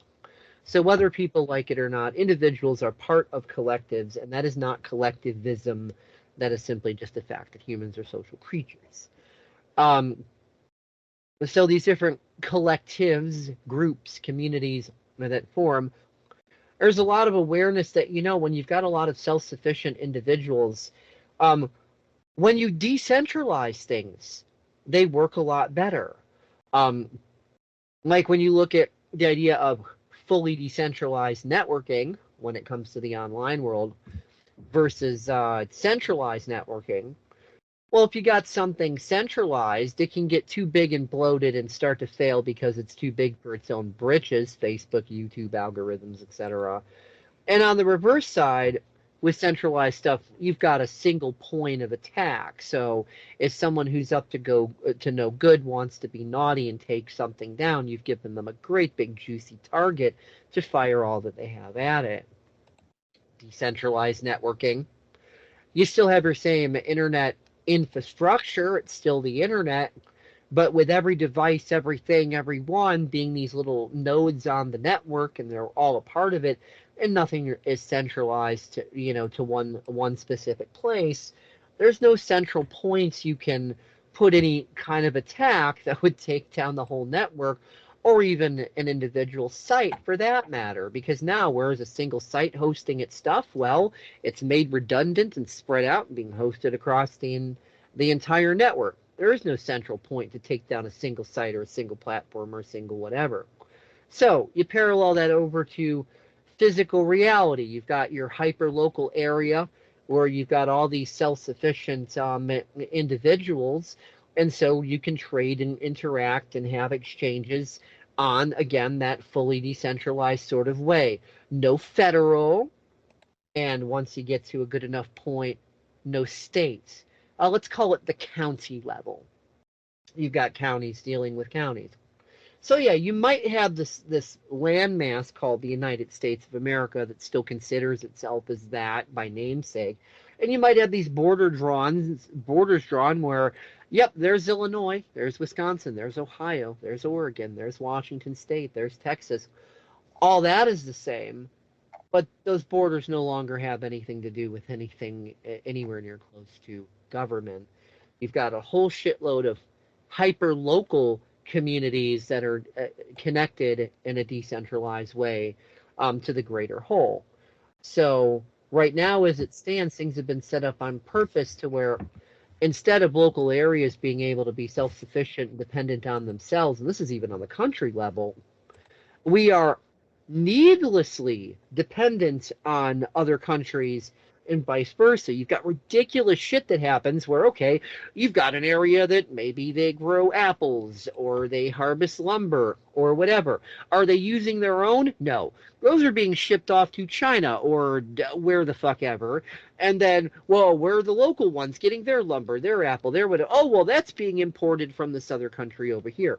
It's wholly fucking unnecessary. They've got their own local resources. They could do it themselves. And yet, this artificially spawned dysfunctional codependency of these countries have with each other. This is why you can so easily pull the rug out from under the supply chains and collapse things so easily with the nonsense they're doing. If production was hyper local and imports were only extras, maybe there's another state or another country or whatever that's got a particular product that's desirable, that's nice, people want it, so they buy it abroad. But guess what? It's not a staple for them locally. If that product suddenly disappeared and never was seen again, no one's going to starve, no one's going to be harmed. It's just people are purchasing that because, well, it's a good product and they like it, so they're purchasing it. But it's not a staple. So the more this sorts of awareness dawns on more people, oh, wait, just like the rights of the individual are important to have a healthy collective, the shit works the same with self-sufficiency and production and trade and so on and so forth. And we don't need these governments, the word government meaning literally to mean mind control. You can even hyphenate it, governmental, control mind. We don't need systems of people management or mind control. We need infrastructure management. We just need qualified people like what in theory you would put in charge at any other job, whether it's a Walmart or whatever the hell it is. It's like, oh, can you fill this job position? Do you have the qualifications? Yes, I do. Okay, here you go. Have at it. And if you fuck up, we fire you and we replace you. But instead, government's like, oh, well, we can just put who the fuck ever in there to rule over you like kings and queens, as if Walmart tells you how to run your life or something instead of just being a place to shop. That's how government is today. We don't need any of that shit. So, yeah, and the more people who are able to be self-sufficient and they're not in survival, guess what? Why do most people commit most crime? It's purely out of survival instinct. You know what I mean? We live in a society, a debt slave society, where you have to pay to be alive, and if you don't get money, you don't get food, you don't get shelter, and you're going to fucking die. That's going to pit a whole lot of people against a whole lot of people, and people are constantly in fear and anxiety and survival mode. Well, what if your society doesn't have that? Then are people just going to go kill each other because, oh, I'm a human, I feel like killing today, let's just go do that? Yeah, not too often. So yeah, you're getting into the concept. Well, it's not a concept. It's an actual It's the actual engine that drives predatory capitalism. You're talking about artificial scarcity. Exactly. Debt slavery, planned obsolescence. The list goes on and on. That is a topic all in and of itself that I could go 2 hours on. But yeah, so when you eliminate that shit, that's when you start to see that the people who are capable of having their mindset shift in these better directions, that starts to happen organic and naturally. And here's why. Now, if someone's going to say, well, Dave, how would that happen organically and naturally when people are just used to what they're used to?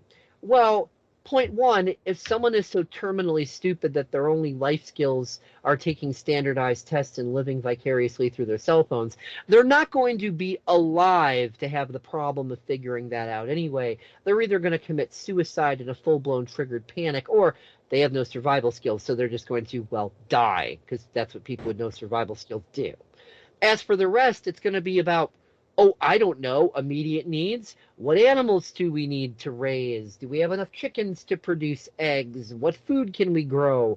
All this other stuff. So they're immediately going to be forced to go into self-sufficiency mode and take an inventory of what they have and don't have. And where people can pull together and do that, after enough time passes, they're going to start to realize, even though the previous society is kind of, well, ended at this point, there's no governments or anything, I'm actually feeling a lot easier and relaxed and not so tense now because, well, I've got a roof over my head. All my needs are being met. I have freedom. Maybe a lot of the conveniences I had that I liked before are not really going to be around until enough of us come together to reconnect them and rebuild them and get things back on a more higher technological track and interconnectedness. But at least in the meantime, I'm pretty relaxed. I'm not starving to death.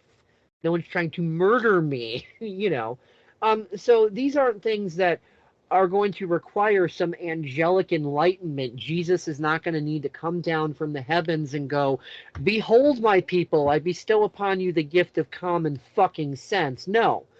The people that have no survival skills and are just triggered batshit, basket cases, they're just going to fucking die. That's the reality of it. They are dead. Enjoy them while they're here. Enjoy the trigger videos of SJWs. They don't have much longer to live if the society does this sooner rather than later. So yeah, it's not anything angelic or utopian or delusion. It's like, once all of the idiots have gone the way of the dodo because literally they went into a trigger panic because they have no fucking survival skills. And the only people who are left are the people who do have survival skills, and they realize, oh, we better pull together and I don't know, survive. That would be a really good fucking idea, right? Things tend to naturally go in the direction of one's immediate needs. And so that's why this would be a natural and organic process.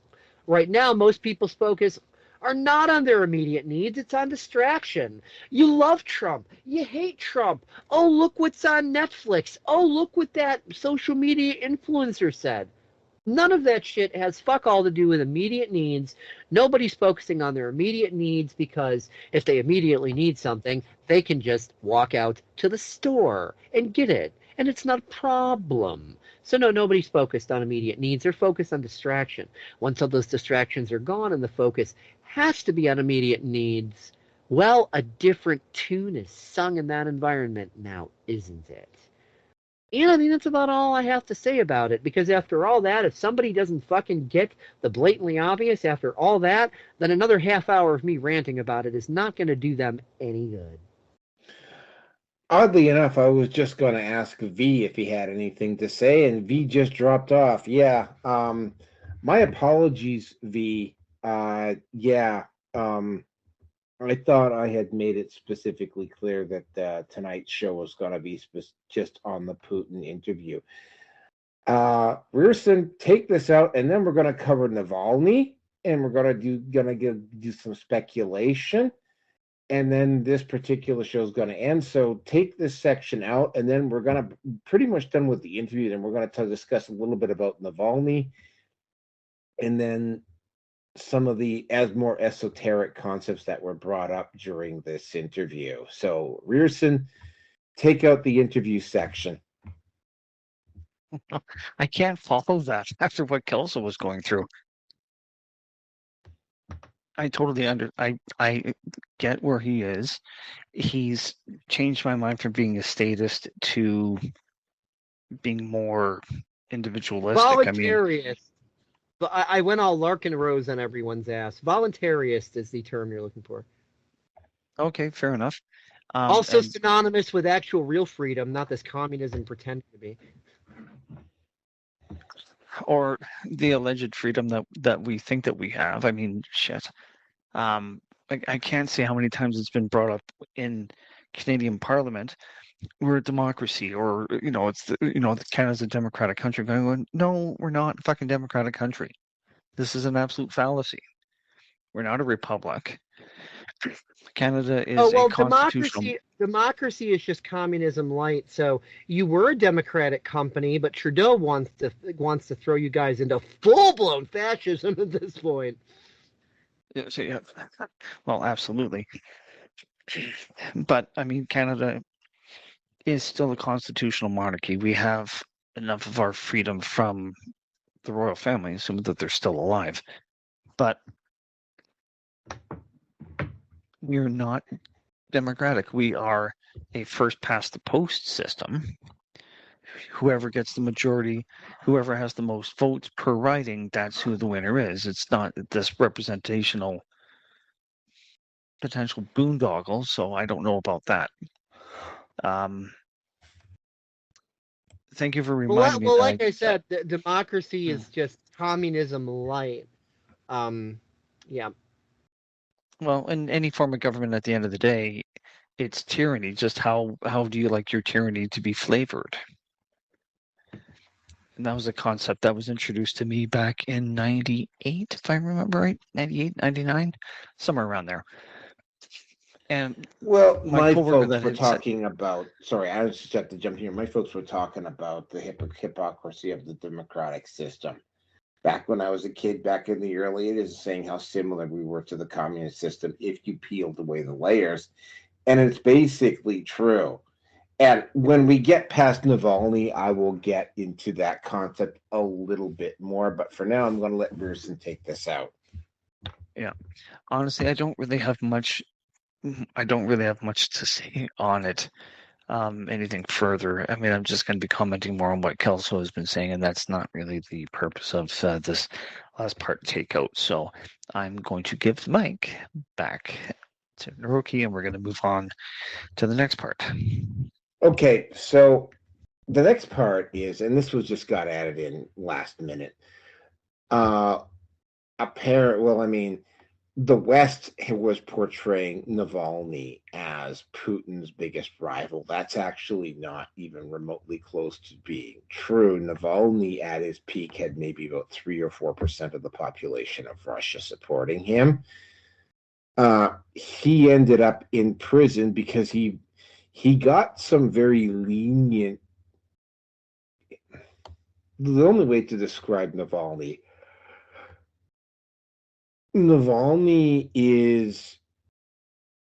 would be considered, if he was in the United States, he would have been considered extremely far right. Like, he would have been like David Duke. And he had support, but by no means was he Putin's chief rival. If he had been Putin's chief rival, I think Carlson maybe would have felt compelled to bring him up a little bit more, but he's not.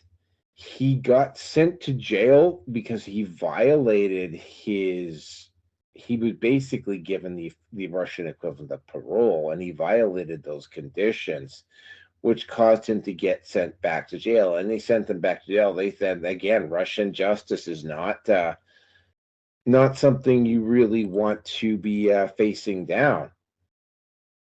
The whole thing is basically set. The whole thing was basically portrayed in the West as Putin assassinated Navalny. Navalny got poisoned. And again, right, that whole myth has been taken apart. Apparently, because I mean, apparently the stuff that was used to poison Navalny was incredibly high risk. And again, Putin is not above using poison to achieve his ends. If you know a little bit about Putin's past, but I mean, again, Putin, when he was asked about this, is if we had wanted him dead, he would be dead, and that's true. Look at what happened with Perezhogin. I think Putin had something to do with that. The situation with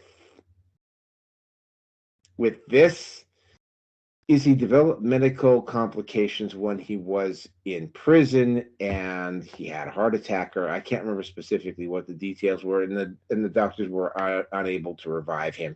He was not assassinated.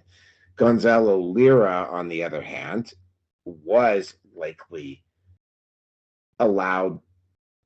He was, I won't say he was killed outright, because that would have been very awkward. He was put into a situation where he was going to get sick and die at some point, which is exactly what happened. And of course, they kind of aided it along by using various torture techniques in order to get him there. The situation with Navalny was that Navalny, and again, this is something that Putin brought up in his interview. He finds it, and this is something that, which is one of the reasons why the Western media has to hide this situation from the majority of the population of the West, is that, you know, they start spurging out, and they compare Trump. And again, I gotta say, I'm not a team Trump by any stretch of the imagination, but they compare Trump to Hitler and da da da da da da da. In the meantime, over in Ukraine and over in Russia, they are supporting guys that are far closer to anything Hitler was than Trump ever was or ever will be. And they don't want that getting out. And we're living, and this is when I get to the back end of this, we'll start speculating. I'll speculate on this a little bit more. We're living in a situation where the old paradigms are starting to fail. Had there not been an internet, I suspect that we probably would already be at war with Iran and or Russia.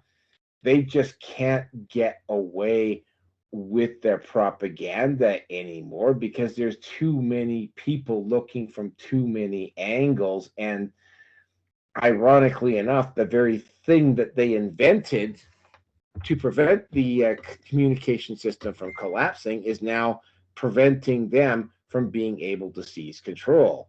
And the old techniques of just basically taking the company over, or using political force, or using money to bribe the Silicon Valley oligarchs, also doesn't work, because the way they designed the system, it is decentralized. Say what you will about the internet itself is just a tool.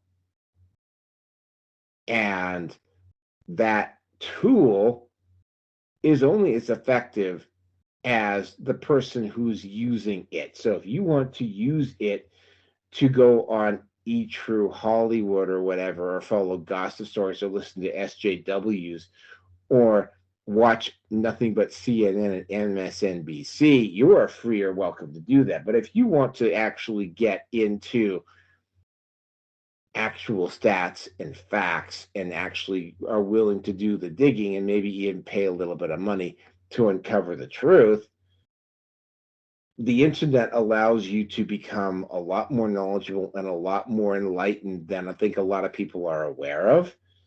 And it also has had a habit of making, again, right, it has enabled people who would normally have not had a voice at all to have a voice. And because people who now have a voice who didn't have a voice before, you're hearing stuff that you wouldn't hear before. So doing something like what I suspect some Hey, people in the Naroki, Biden. you know what else it's enabled? What? It's enabled. I'm not literally Hitler. I just have a bigger penis than you do. It's enabled deepfake, and I love having Yes. fun with it. It's also enabled porn as well. But but again, right? It has enabled a lot of. It's enabled a lot of. If somebody wants to find something out, they can. They can push past the official narrative, which is scaring the living fuck out of people because it's like, I mean, what's happened specifically in Canada and the U.S. now is that That's why Gray Jay scares him. it's definitely why Gray Jay scares them because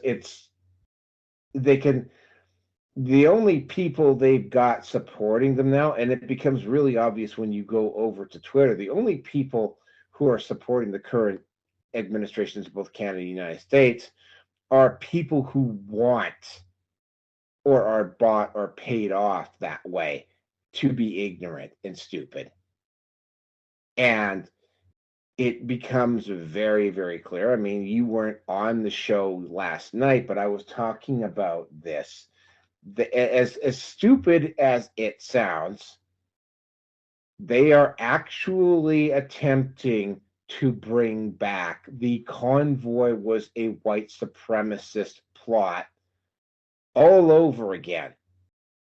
And it's like, no, like one of the first of all, Tamara Litch is not white; she's Métis. She's like me, and one of the other organizers was a gay Jewish man, and we all know how white supremacists feel about gays and Jews.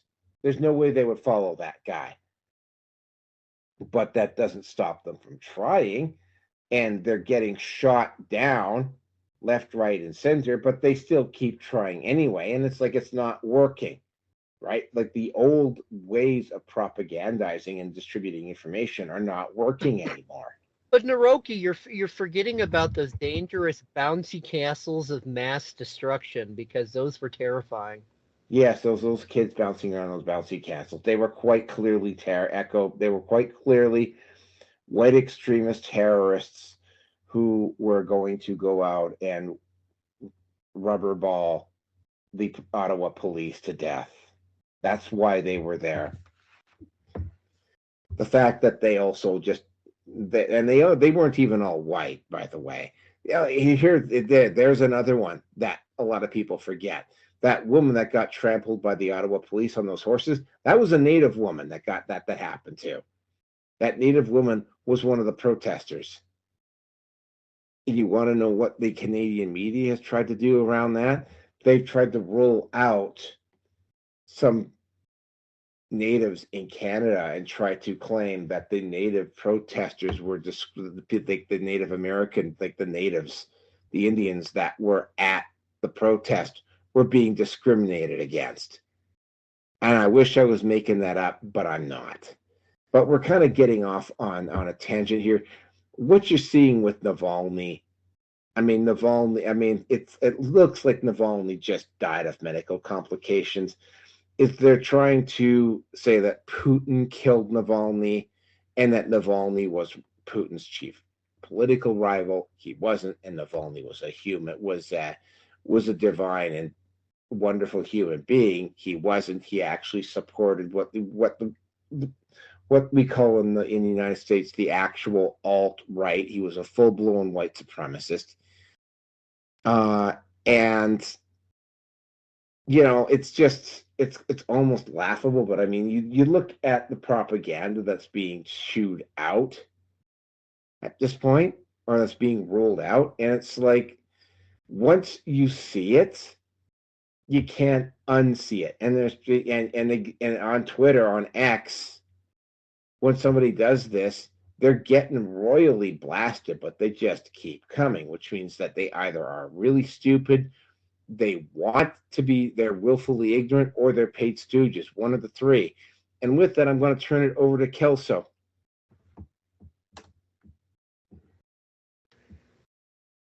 Yeah, I don't. As you've already seen, I don't really have anything more to add to this. Just I was commenting in agreement with you periodically.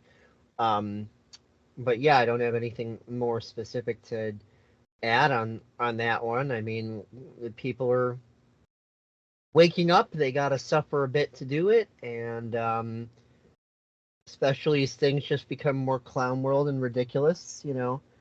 Even hardcore liberals, classical liberals like my mom, are starting to look at it and shake their head and be like, So the genie's out of the bottle. The globalists can't put it back in. Whether you're talking about narratives about Russia or anywhere else, um, it's just becoming what it's becoming. Okay, Bruceson, take this out, and then we got one more section to do. Yeah. Well, when Putin had mentioned that was asked about the American journalist that's been held captive, he basically said he was doing something he wasn't supposed to be doing. He was in possession of highly sensitive, critical material, and at least in that regard, they want to get rid of him, but the Americans allegedly are not taking him back. I say allegedly because I don't know the whole story, nor will the public ever know the whole story. As for Navalny, or whatever the guy's name is that has passed away, I'd never heard of the guy before. Had no interest, and the way that things are going right now, my opinion is that for humanity to wake up,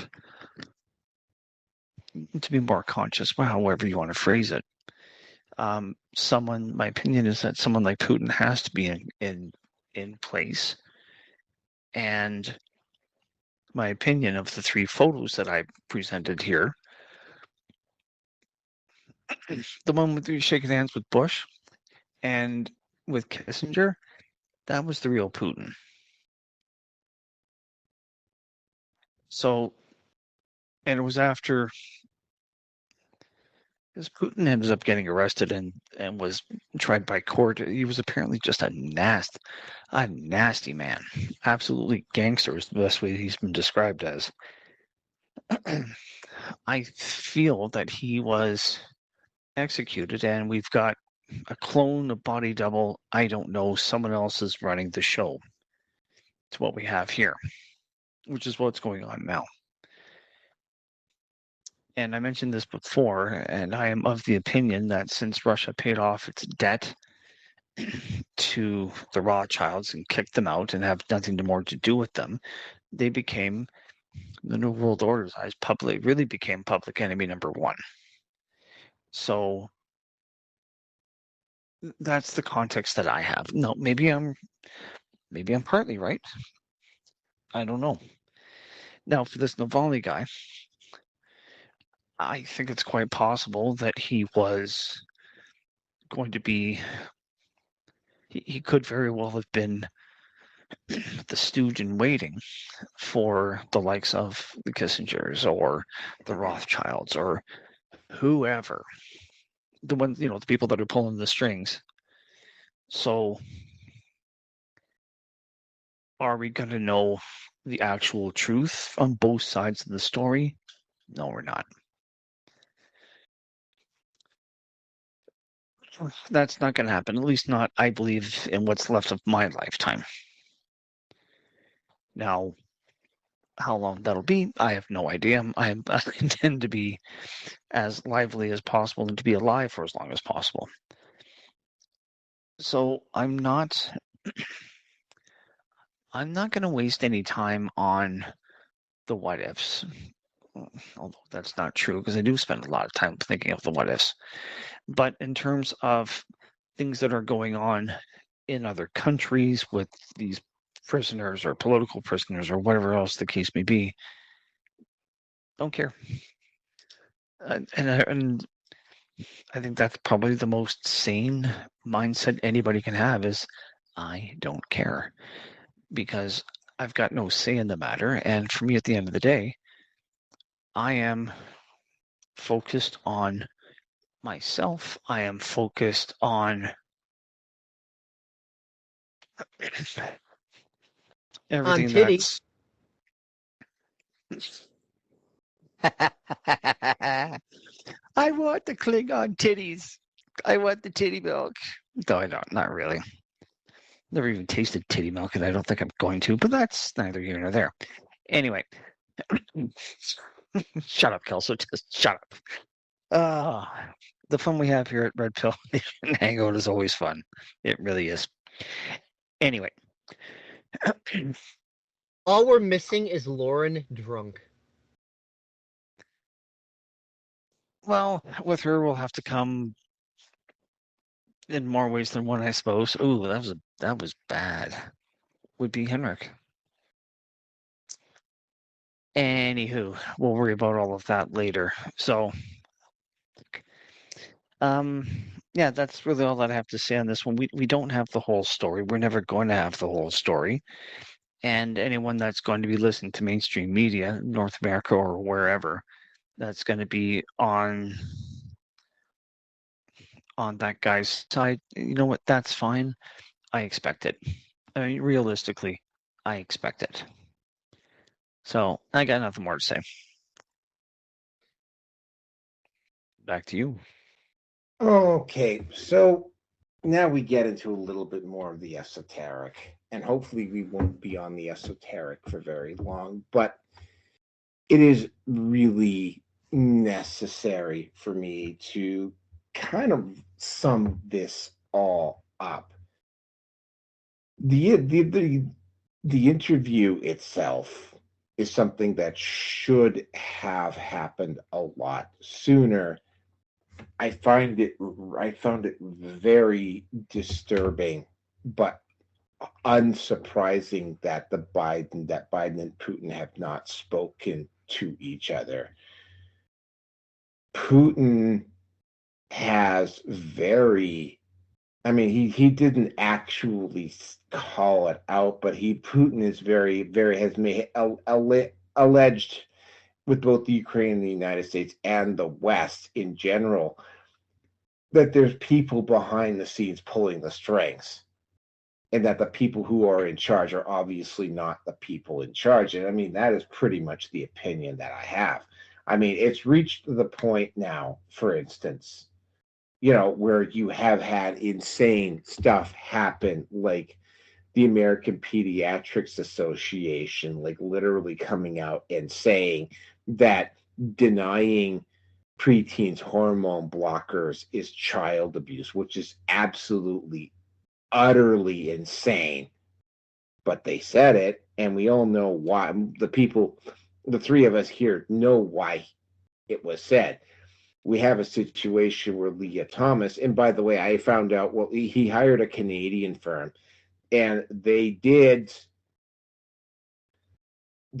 launch this legal proceeding against the IOC clandestinely, because they knew that if it had gone public, there would have been such an uproar that the IOC would have had no choice but to back away almost immediately. So they went and they're doing this behind closed doors, which suggests to me that it wouldn't, although common sense says that Leah Thomas's lawsuit against the IOC should not go anywhere, but because of the way it's being conducted and because of who he hired to handle it and the way it's being handled, you can't say that. It is very possible that the IOC could come out of this situation and go, oh, well, we've changed our mind. Leah Thomas can compete on the international stage. And at that point, there would be literally nothing left to do. But for various countries to just simply withdraw from these World Athletic Boards, that would probably be the result. the powers behind the throne, and we all know who they are. Now they've been revealed. Alex Jones was talking about them 20 years ago, for crying out loud, and he still is. You know, say what you want to about Alex Jones, but I mean, in this one particular, I mean, while he may have botched it up over Sandy Hook, you know, he's been right about a lot of things, and there are people behind the scenes who are definitely in control. It's not the people who are running the government, and those are the individuals that have to be gotten rid of. A true reformation is not going to happen until this particular group is held accountable.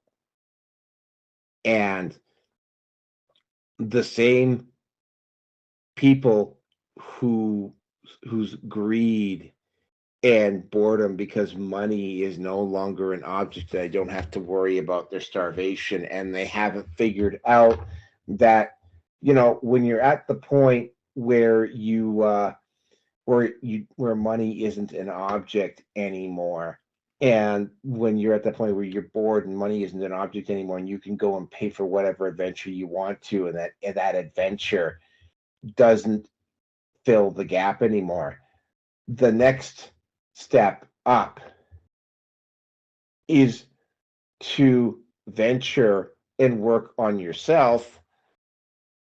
But they don't want to, a lot of them clearly don't want to do that. And I was talking about psychopaths don't want to do that. I'd say if Yeah. they were good people and getting bored, like literally start investing in the improvement of society, like do cool shit, bring us more into a Star Trek type of future, that kind of thing. Don't go like murdering and raping children and shit and trying to like eliminate all the rest of the humans through depopulation and all this other stuff. Only a psychopath does that. A Int- benevolent but bored multi-billionaire will try to think of creative ways to improve the world even more so that they've got bragging rights. But that's not what these guys are. These guys are fucking death cultists, psycho, nasty pieces of shit is what they are. in short, don't go Slanesh is what I was about to say. You know, don't go hedonistic, but I mean, they don't want to. They don't want to look at themselves, because a lot of these people have baggage that if they start looking at themselves, there might even be some potential suicides in there if they had to. And their only thing left is to try to control. And this is ultimately what is, and I'm going to bring, although I haven't brought it up tonight, this is the one common factor with MGTOW. No matter which culture, no matter which continent, no matter which religious leaning that you have, or whatever your cultural leaning is, because MGTOW is a global thing now.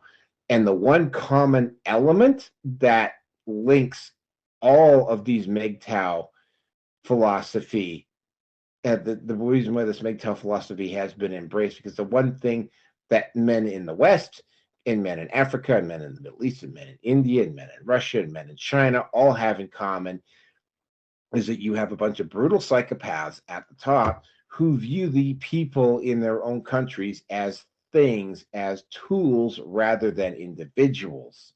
Now, in the United States, in the West, but specifically in the United States and in Canada, the individual does mean something. An individual has liberty, an individual has rights.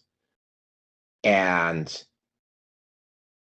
illusory or not, it has enabled, it's not a coincidence that this concept that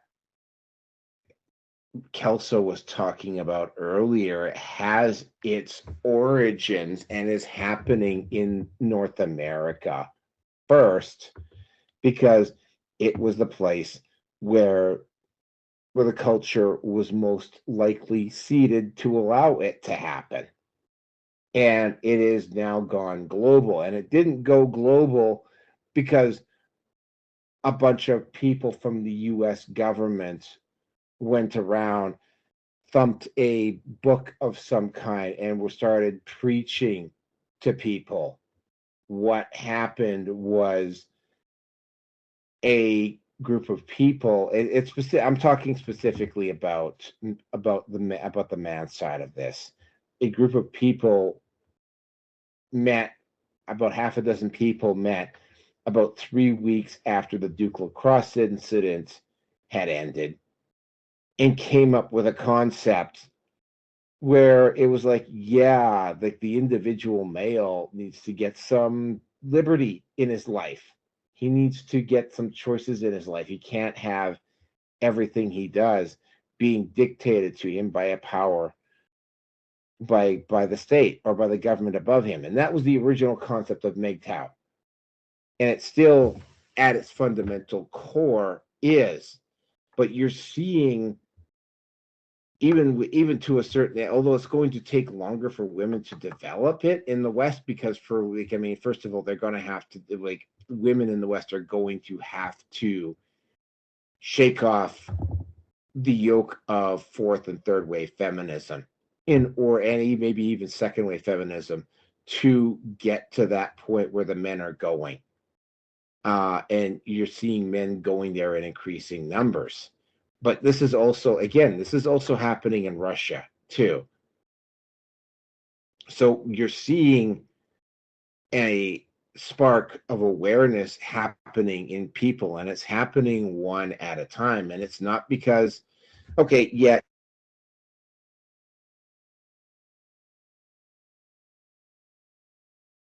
Seems you accidentally muted yourself there, Naroki, just in case you weren't aware. You were talking and then suddenly you okay, weren't. yeah. So But yeah, you've got. I will add that femininity has and is its own strength, and masculinity has and is its own strength, and they complement each other. But when men try to be women and women try to be men, things get kind of screwed up. Hey, if someone's gay or whatever, fine, but guess what? That's not the majority of the population. Gays and things have always existed, they always will, and they will never be the majority of the population. Yeah, well, I mean, that whole trans agenda is about as organic as Hostess Twinkies. So yeah, this is what you're seeing. You're seeing people wake up in ones and twos. Actually, you're seeing them wake up now in the tens of thousands each month worldwide, and specifically in North America. And they're getting tired of saying, like, hey, you know what? I am not a tool of the state. I am my own person. I am going to start striving in my own direction. And yeah, the system is corrupt, but I mean, if enough, and you're seeing men specifically in large numbers just decide to opt out of the system. And if enough men opt out of the system collapses, and it does not take that many for it to happen. And with that, I'm going to turn it over to Kelso. Well, you're absolutely right. It's like I said about the stripping of life skills and things like that. And, even like a lot of the younger people coming up that literally don't want to work because they recognize it's a slavery system. It's like, wait a minute, I'm supposed to be a slave for a big corporation, and they're still not going to pay me enough to survive without me having, 5 other roommates. And even then, it's still going to be a struggle. It's like, so when you've got the older people retiring, the ones who have the life skills that know how to fix the electric lines and run the machines and do all the stuff, they retire, and there's not as many in the younger brackets who have those same skills. Well, you're going to start to have infrastructure failure. Because number one, everything's done according to the planned obsolescence model, so it's kind of designed to break as opposed to last in the first place. But B, as these things break down, you're going to have more and more demand for things to be fixed, and less people who actually have the knowledge and the skills to go ahead and fix them. So, yeah, our systems are, in order to stay up, are dependent on infrastructure, whether you're talking about the grocery store or the highest levels of government or anything between.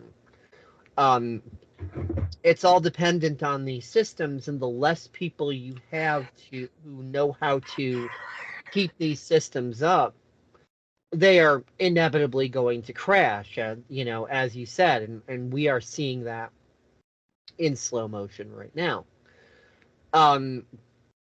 One thing I will definitely say too is that, especially when people look around and they see all the chaos and the clown world and all the stuff, they like to think that there is no awakening going on, and they get depressed. And I want to tell those people, you've got it backwards. That's a mistake to view it that way. There have been more people waking up in the last 4 years than in the last 400 years. So when you have such a rapid awakening process in contrast to things as they've always been, it's going to create a lot of turbulence, a lot of chaos, a lot of upheaval, a lot of insanity, a lot of things. And you have to realize that when I say the awakening process is exponentially continuing, I'm not claiming that people one day are asleep and the next day they're just fully enlightened or whatever. It's more like waking up out of a coma.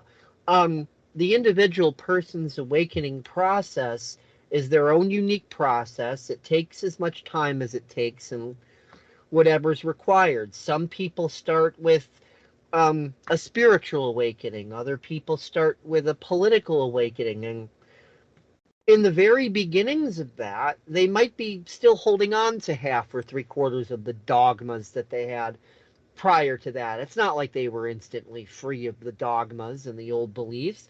It's just that they started to see that one or two things don't add up, whether it's on the spiritual level or political or whatever other level. It's like, hey, wait a minute, there's something wrong with that. There's something wrong with that. And they start to question and ponder and see, well, that actually makes more sense than that. And the more they expand into it, like you said about the ruling class, but it's also true for the average person. The average person is not really taught to face themselves. They're taught to avoid looking inwards at themselves, and they prefer running towards distractions, running away from pain, chasing pleasure, which that process always creates suffering.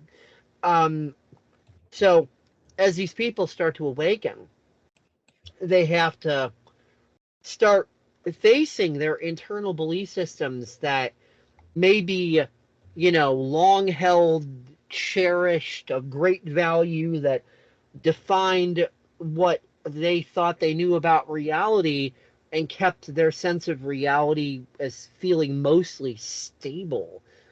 But now those things start peeling away, and so does the stability. Now they're on shaky ground, and they're going to have bouts of depression and anger, and they're going to have to face their own self-loathing and self-hatred and dysfunctions and learn how to forgive themselves and forgive others. And I will preface here that forgiveness is always about the self. It doesn't mean, oh, okay, Klaus Schwab, I forgive you. Give me a hug. You're a great guy. No, put a bullet in that motherfucker's head. That ain't what it. No.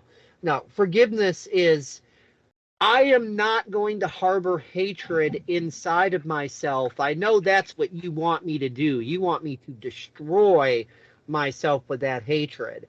I'm not going to do that. I'm going to let that go. Yeah, you're a bastard motherfucker who needs to go rot in hell, but I'm not going to harbor this hatred towards you and build it up inside me until I literally get fucking cancer and die, So people, they first have to do that within themselves before they can do that with others, because there's so many stupid things people feel guilty about and hate themselves for, like goddamn, like, I'm sure we've all had this going on in various ways over the years, and I could think of other people I've had conversations with, obviously not going to divulge anybody's personal details and what they said, but some of the most ridiculous things that people just have guilt over and hate themselves for.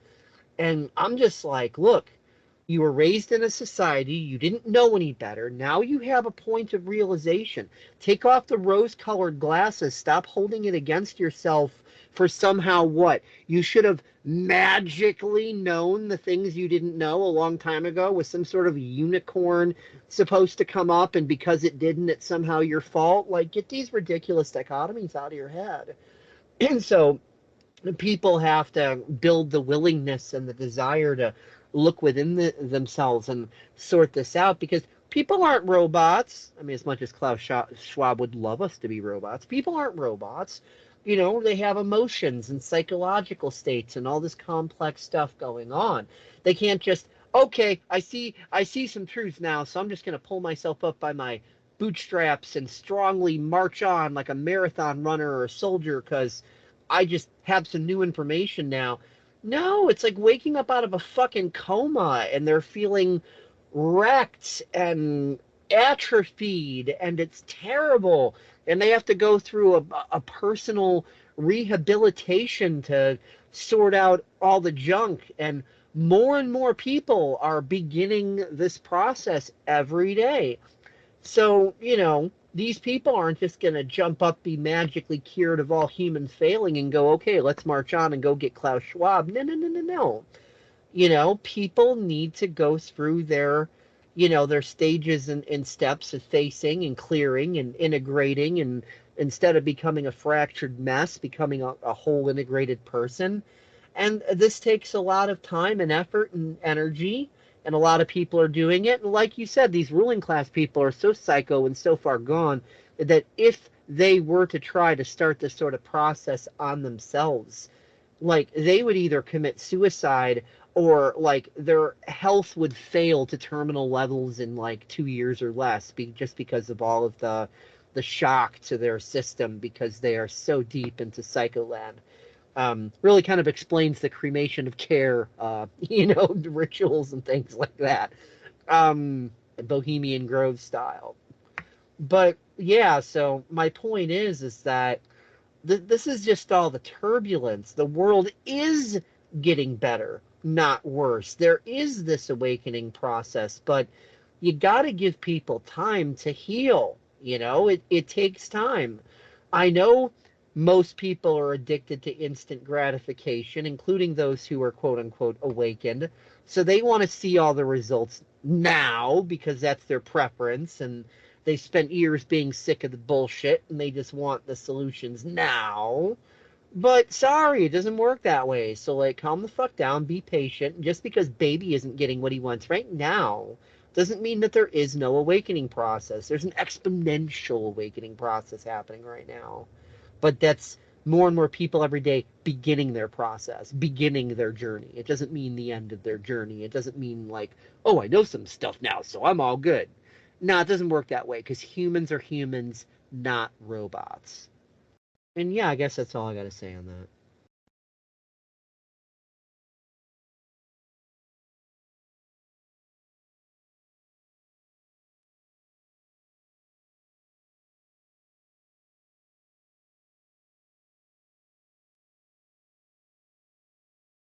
And apparently Naroki has been captured and raped by Trudeau, so he's a little busy right Okay, now. yeah, all right, Rearson, First, take you're us up.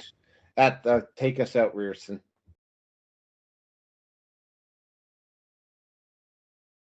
That's really fascinating stuff. That's got to be the deepest thing that you've ever said there, Rearson. All right, sorry, I thought that I was unmuted. What's the context of the last section? I'm sorry to ask. Just final thoughts and the esoteric aspect of what's going on. Esoterics of the world events. Get spiritual. Do Reiki with a literal rake. Go clean up your backyard. Get to sweeping. Well, maybe not clean up your backyard, but clean up your house. as Jordan Peterson would. Well, it's more clean up your room, but really what he's talking about is just cleaning up your house internally. Esoterically, I have to agree with Kelso because I'm in the same boat. We're going through an interesting phase of life. It's unprecedented at this point, and I think that in context of the interview with Putin was necessary for, I guess, shall we say, the not so quote free world. Not to see things, not necessarily to see things in a different light, but to at least show that someone has the audacity and the balls to actually do what journalism is supposed to be doing, which is to ask questions, serious questions. Don't get me wrong, it's been notorious within Canadian and American politics for a long time that they're going to want to have only the people that are going to be asking the softball questions. I mean, there were the filtered questions that were asked of good old Hillary on her plane, if I remember correctly. And Stephen Harper was, I'm quite sure, notorious for having the questions that he wanted that were going to be easier for him to answer. Trudeau sure as fuck does it. I mean, good Lord. I mean, how many times has the rebel been kicked out of the presence of any high enough ranking MP within the Liberal Party? Because it's terribly inconvenient when they show up, because they will be asking questions. I still don't trust Rebel News, but when they are doing what they're doing, it Just don't captures ask my Trudeau. attention. Just don't ask Trudeau what a woman is, or you're going to be in trouble.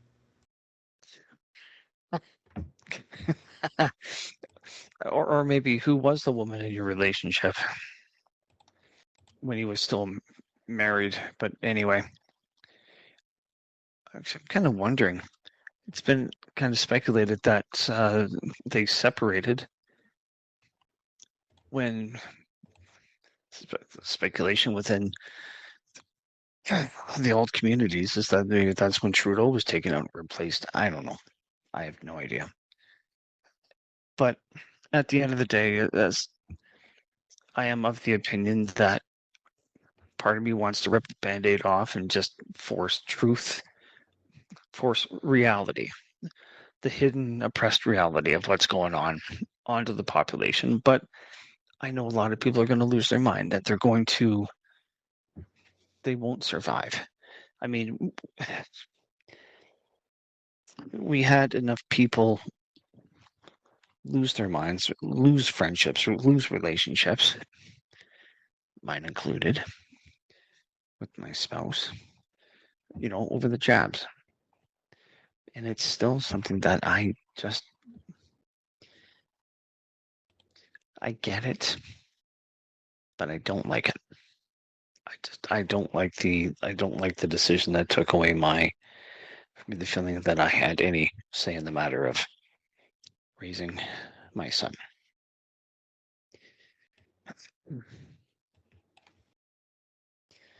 But I suppose at the end of the day, I know. At the end of the day, when you've known nothing but lies being fed to you and told as being, quote, the truth, when the time comes to wake up, it's going to be a nightmare. I cannot say that I think or feel. I feel that I may be more prepared for the readjustments that people are going to have to make in their lives.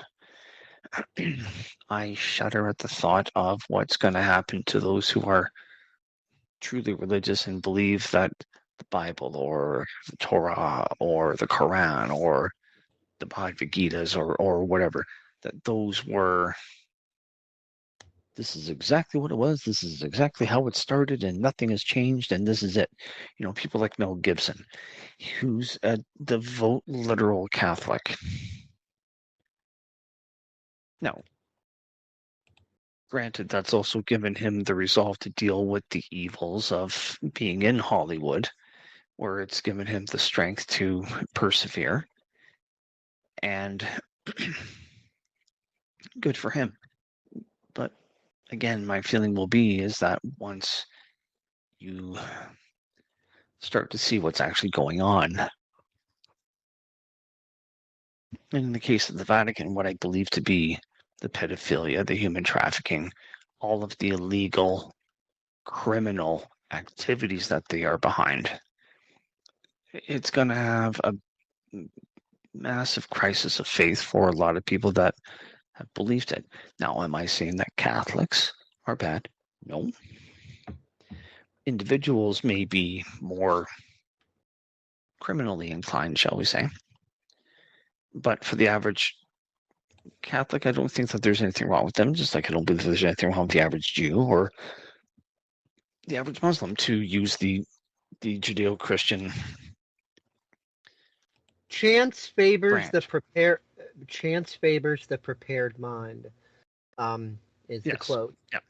In other words, the more prepared you are, the easier of a time you will have. Not that it will be easy necessarily, but people who are not so prepared or not prepared at all are going to take much harder blows. I mean, even with even with the preparations you've done, I know that your exposure to me in and of itself has probably given you more cognitive dissonance than you would care to go into the details of, and you're someone who is more prepared than most.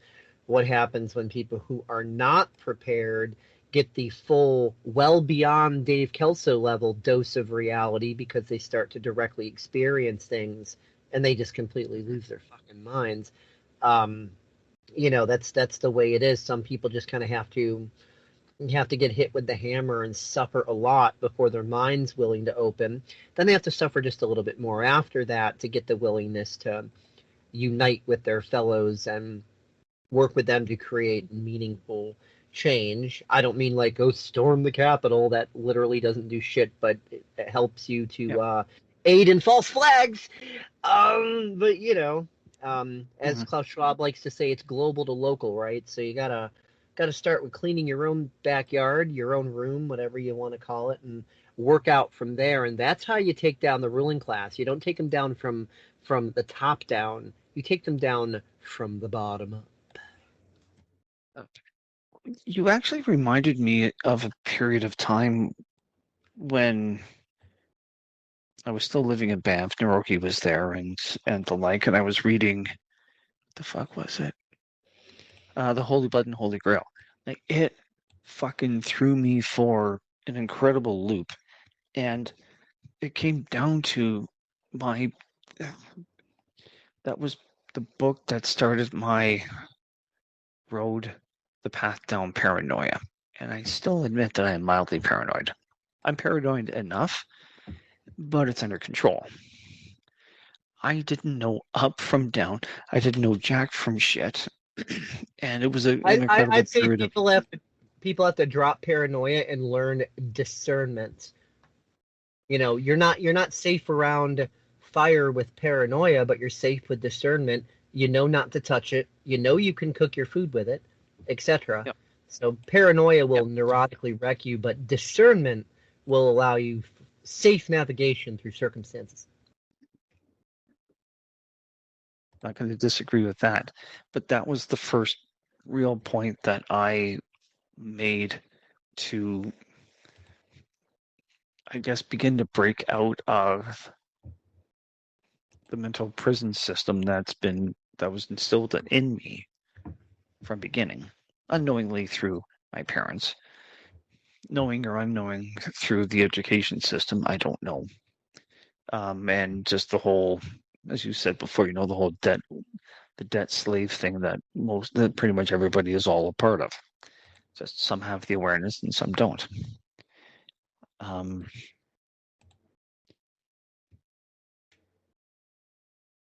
am I going to come out of this massive change over the next 5 to 10 years unscathed? Am I going to be myself? Am I going to be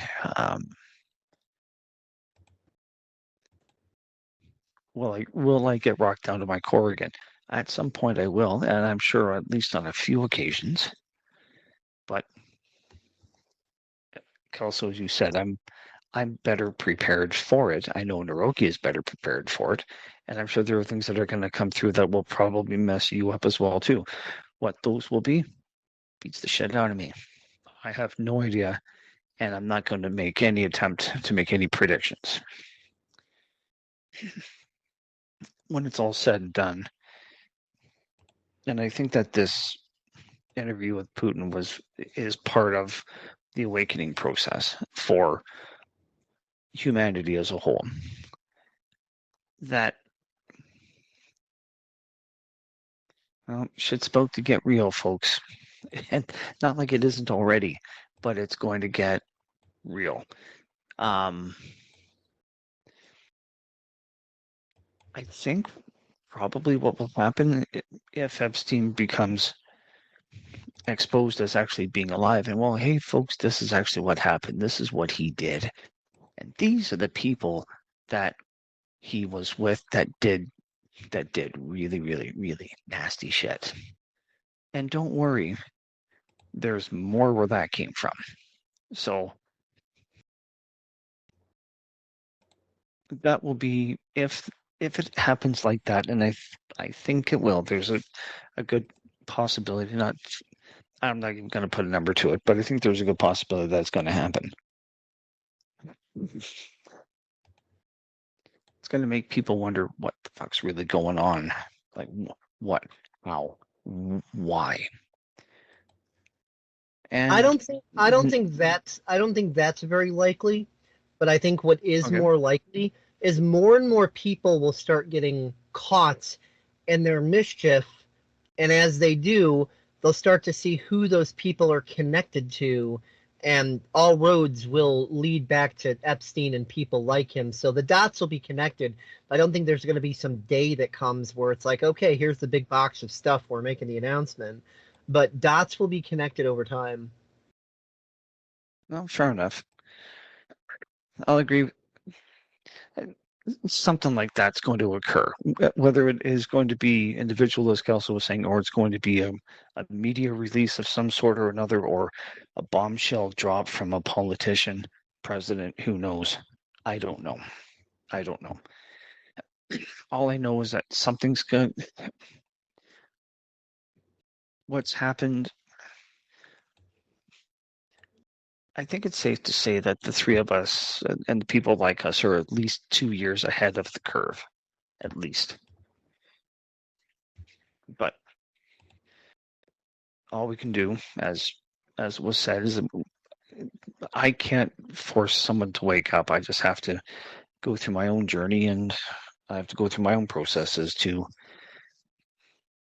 Well, I've I'm been taking the time preparing for the better part of 15 years. I mean, when things started happening in 2020, while everyone else was confused about, wait, what's going on? What is all this?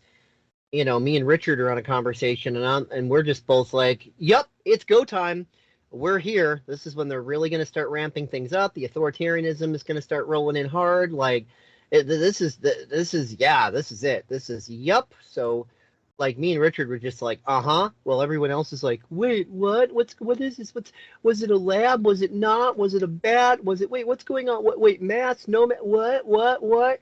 And me and Richard are just there like, uh-huh, yep, we see it. We know exactly what this is. So, yeah, I've been preparing for a very long time. And I do remember the old school Alex Jones days when they were current and not old school anymore. They were brand new and fresh because the years began with 200 and a number. So now I've looked into the next level podcasting or something like that on YouTube. Apparently, the financial system that we're in is going to break down, and within about 25 years, things are going to be different. We'll see. I don't know. We will see. And that's all I'm going to say on this one, my friend.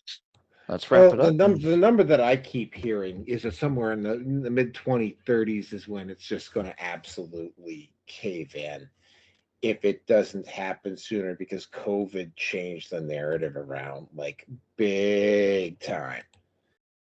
And Next level soul podcast is a great YouTube channel. It's surprising they haven't been like censored out of existence, because so much awakening has been coming through that. It's been insane.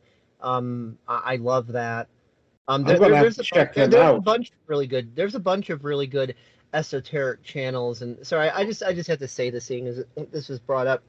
What I've noticed is that even a lot of like the spiritual people and the top level psychics, if you want to call them that, and channelers and all this and that, specifically the ones that for so long were stuck in love and light, love and light, love and light, love and light, even their guides, their intuition, whatever you want to call that, has been starting to tell them, nope, you got to start focusing on the world events now. There's things happening. There's spiritual data that needs to come through. People need to know it, and even they were in resistance to it. Like, no, I don't. I want love and light. I don't want to look at that stuff. It's like, nope, you got to look at that stuff. It's time.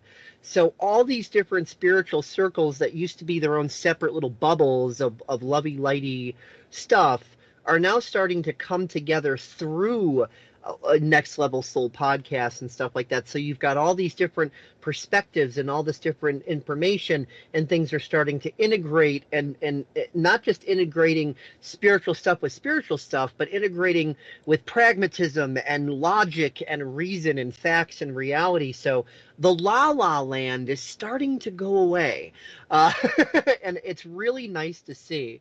I knew we'd hit that sort of a point at some point, and here we are. It's starting. Well, I mean, first of all, myself and we were talking about this yesterday on when we did the Canada content. I mean, like and it was topic number 1 too. The person that Jason Kenney was getting his marching orders from around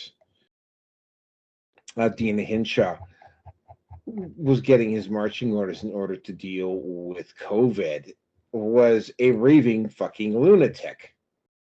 And I could, like I said, I remembered at the time when I saw her on because she actually got featured, and we're like, oh God, I feel sorry for the people in Alberta, because like the Dina Hinshaw got caught saying something that was just like so totally out of touch with reality that everybody was like going, oh wow, you got to be kidding me. And of course, right, then the lawsuit comes up, and then all this other footage comes up about her, and it's like, the video that we showed, it shows Dina Hinshaw like fucking applying like that hand stuff to her hands like 4 times in like 5 minutes, like just, and like putting a mask, like saying what she's going to say and putting a mask on, and it's like so obvious now what was going on that it's like, how is it that Jason Kenney didn't know about this? And it was like, well, I mean, it was because, I mean, he was in a bubble, right? And ultimately what it's going to come down to is the fact that I mean, Putin was commenting on stuff going on in the West, and the West is just going to be, the West, by the way, is just the first country to get there. And what Kelso was talking about the spiritualists, I mean, Tony Robbins, Tony Robbins, I first listened to Tony Robbins back in the early 90s, and his stuff was absolutely game-changing for me at the time. But Tony Robbins has been talking about how he is just doing an absolutely booming business. And the reason, he says it straight out, the reason why he's doing a booming business right now is because there's an uptick in people looking to gain some sort of autonomy and power in their lives. And he's the biggest name out there. And when we did that thing about Teal Swan, about how they targeted Teal Swan.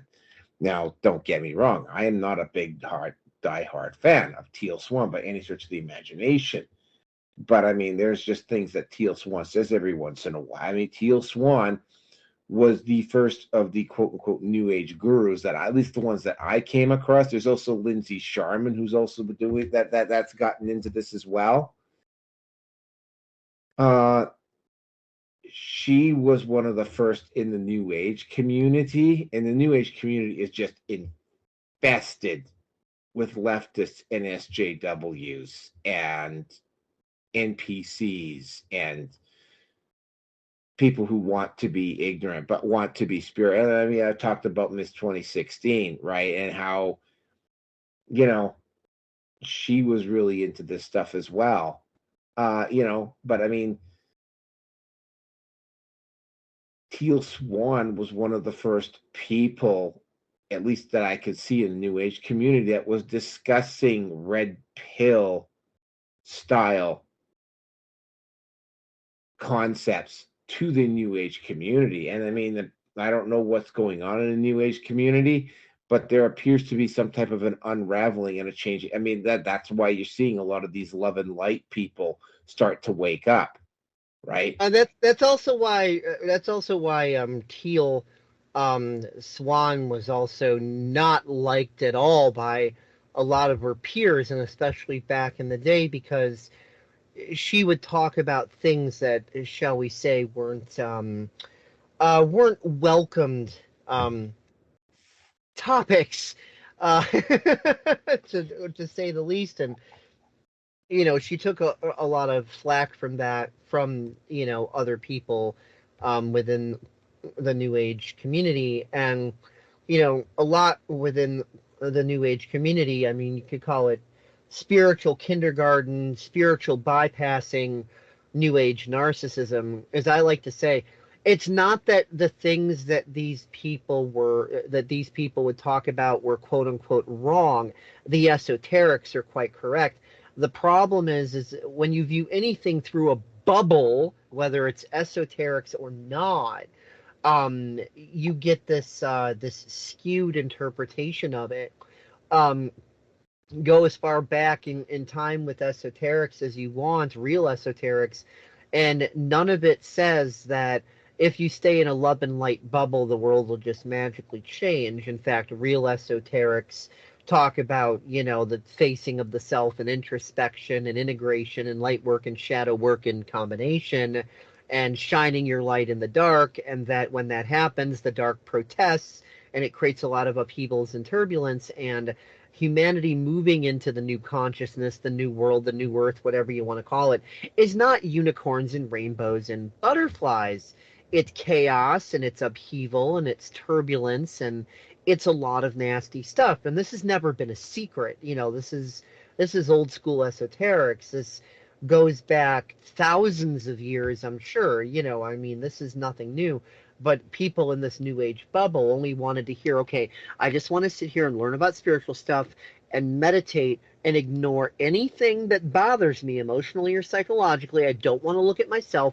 And if I'm in this state of false artificial bliss for long enough, then maybe the world around me will magically change. I'll ascend to 5D or whatever, and I won't have to face myself or do anything or face anything, and it'll be all good.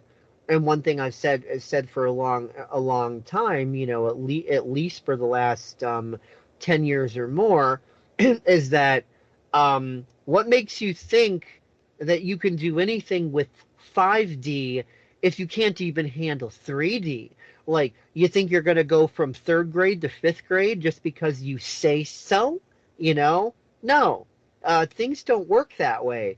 If you want to level up, you got to get a handle on what you're already in, then go to whatever the next level is and then master that, and then go to whatever the next level is and master that. It's not like a cheat code you type into a video game and go, oh, I don't have to level up or get stronger or learn anything or do anything to level up. I can just sit here and bliss out and smoke weed. And not that I have anything against weed. I love weed, but you can use these things as a crutch instead of a tool.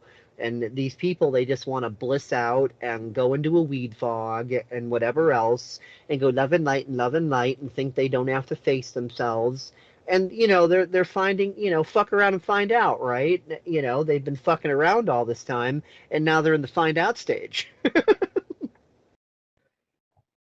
Anyway, yeah. So, I mean, you never stop learning. I mean, I am getting into, because it's such a big, it's a lot of people in the manosphere talk about the principles of Stoicism and learning, for instance, the concept between the personal and the need to defend the group. And at what point do you step away? I mean, I had to leave a Facebook group here recently because it was just getting too toxic. Like the people in there were there simply to be assholes and trolls, and there was just no point in having any type of discussion with them. And there were so many of them that any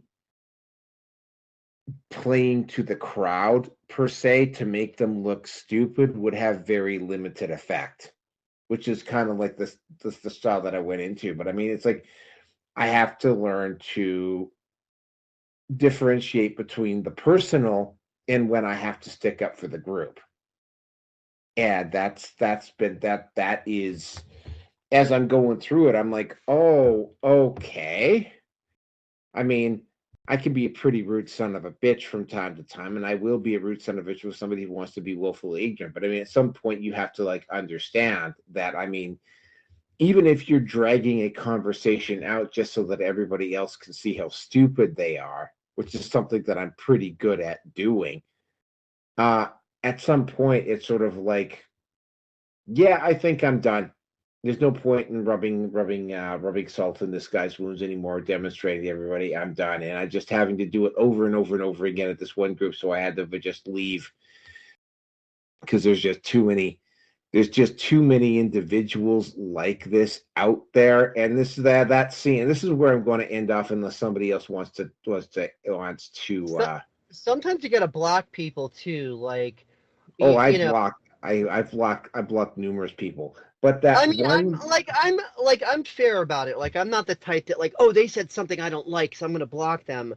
But if someone keeps coming at you, like, it's literally a form of harassment. They've made it clear they're not interested in listening to reason or anything. Like, I don't expect people to agree with me on everything. That's not how I define listening to reason.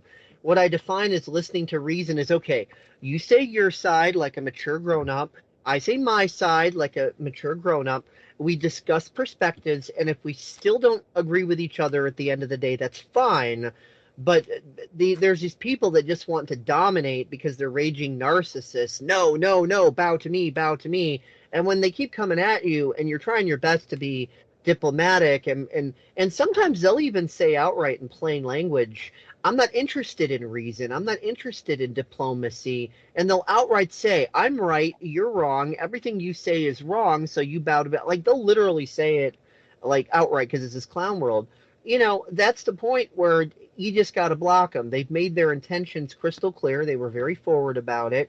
And then you got to decide, is this the type of person that I need to be dealing with or not? Because guess what? Only you live your own life. Nobody else does. So you have to decide what is germane and appropriate and congruent with your life as you want to live it and what is not. So toxic elements need to be removed.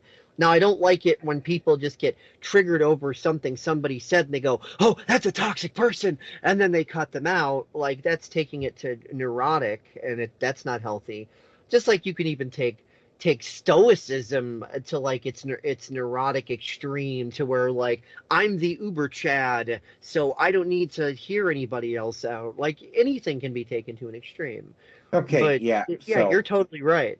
Oh, I mean, what happened yesterday with this one dude, and I mean, it was a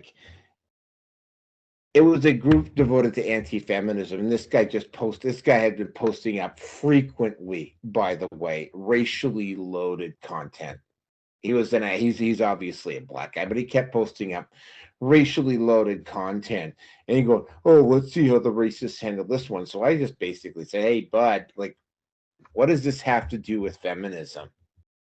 And he just fucking lost it with me. And when he lost it with me, I just went, okay, since you want to play the race card so bad, you got anything to say about the corporations and their rampant anti-white hiring policies? And he literally comes back at me, well, blacks can't be racist towards white because of systematic disbalance of power. So I put, oh, okay, you wanna pull that? Well, here's the actual definition for racism. And I posted it up, and he still kept fucking arguing.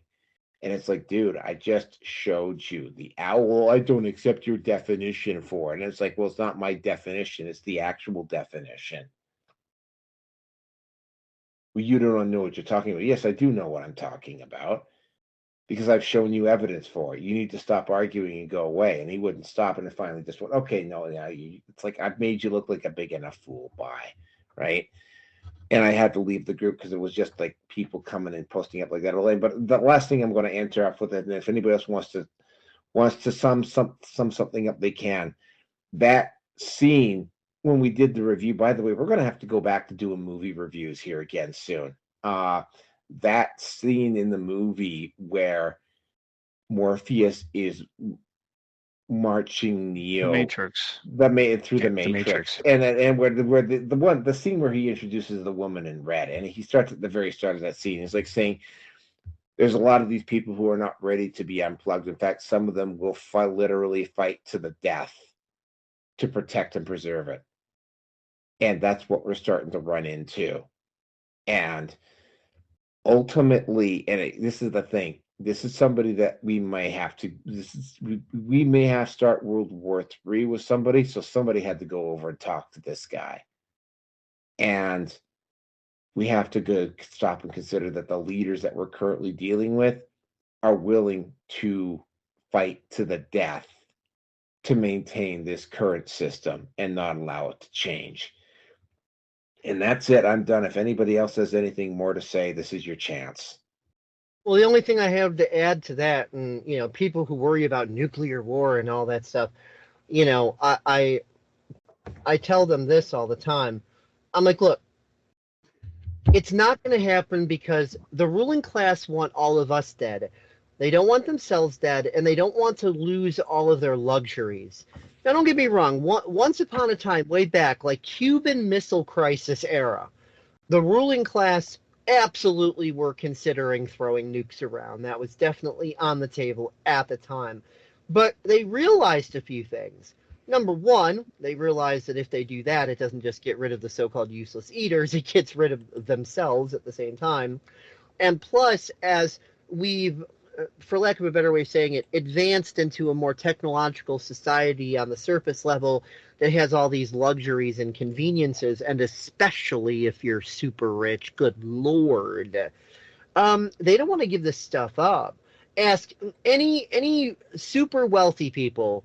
If you find a super wealthy person, go up and ask, hey, just out of curiosity, how willing would you be to literally give up all of your luxury, all of your money, and all of your lifestyle and go live in a cave somewhere and just barely having your needs met?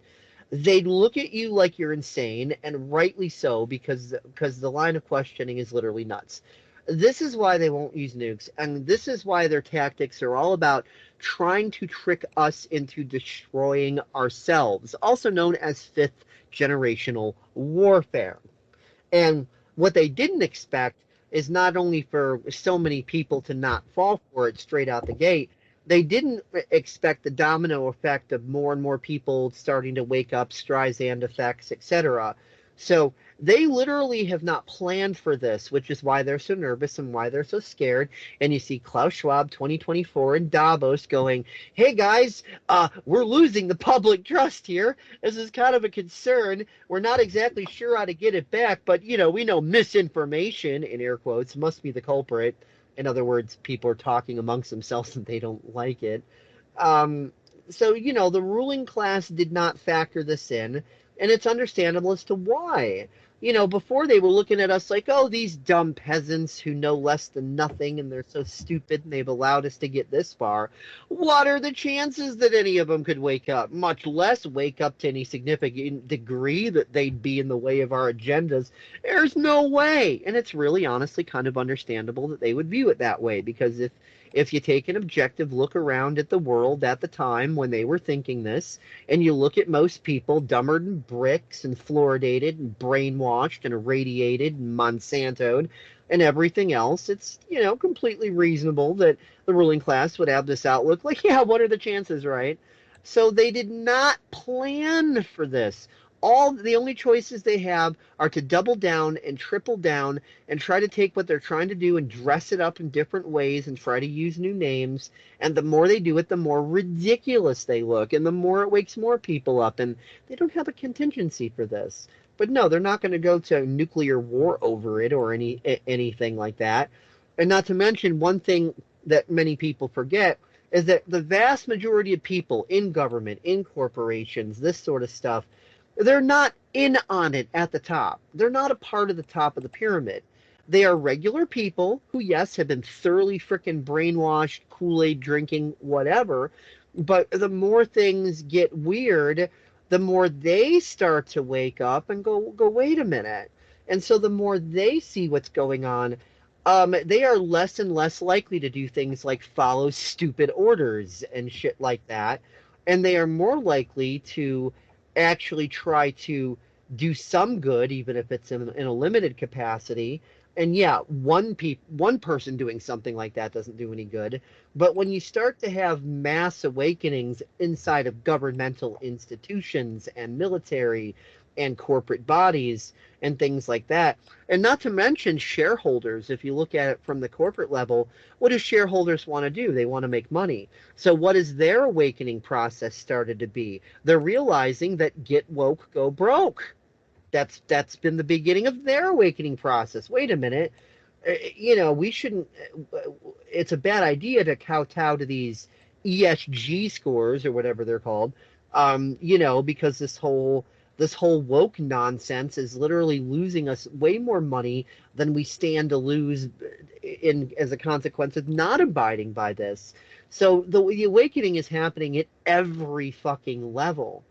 So no, nuclear war is not the thing to concern yourself with.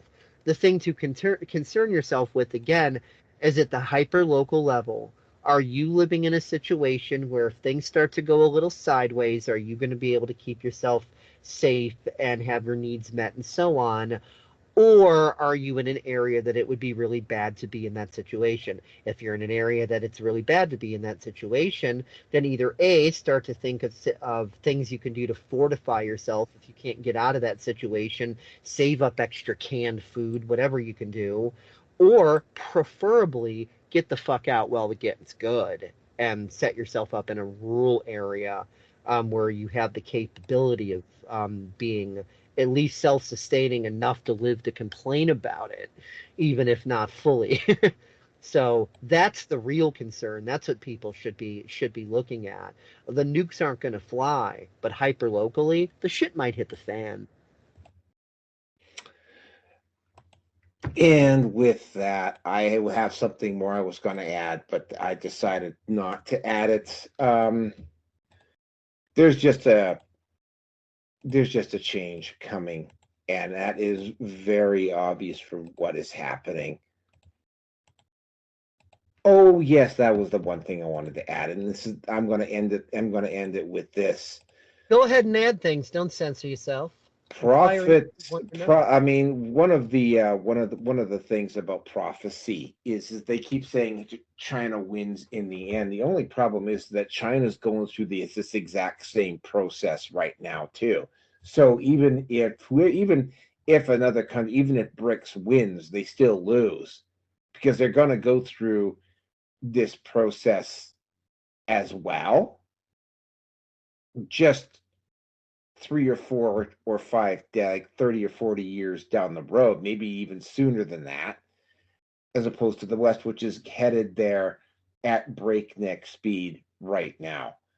And Yeah, we could get into a whole bunch of other stuff, but somehow, man, we managed to drag this out for 3 hours. So I'm going to end it there. I can't think of anything else to say. Rearson, you should stop dominating the conversation so much. I already said what I needed to say, and I was done. I handed the mic back to you, so I'm good. Okay, so yeah, that is it for tonight. Tomorrow we got the regular Red Pill Nation. It'll be 361. He's looking at titties. That's what it is. He's looking at titties. Yeah, I'm too busy Klingon, looking at it. nice brown, big Klingon titties. Mm-mm-mm. Okay, As long now as I'm they're gonna have natural. to. Now I'm gonna have to duck go Klingon titties. You've piqued my interest. I'm sure there's something on Pornhub for that. Oh, I'm Once sure you there once is. once you go K-less, you don't go back. Exactly. Anyway, that is it for tonight. Regular show. You'd be kind of interested. And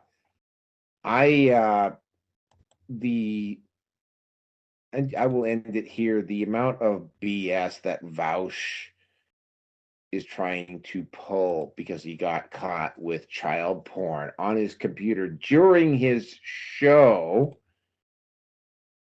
I'm gonna enjoy tearing him a new one because he's got to be probably one of the most fundamentally dishonest assholes I've ever come across. But that is it for tonight, folks.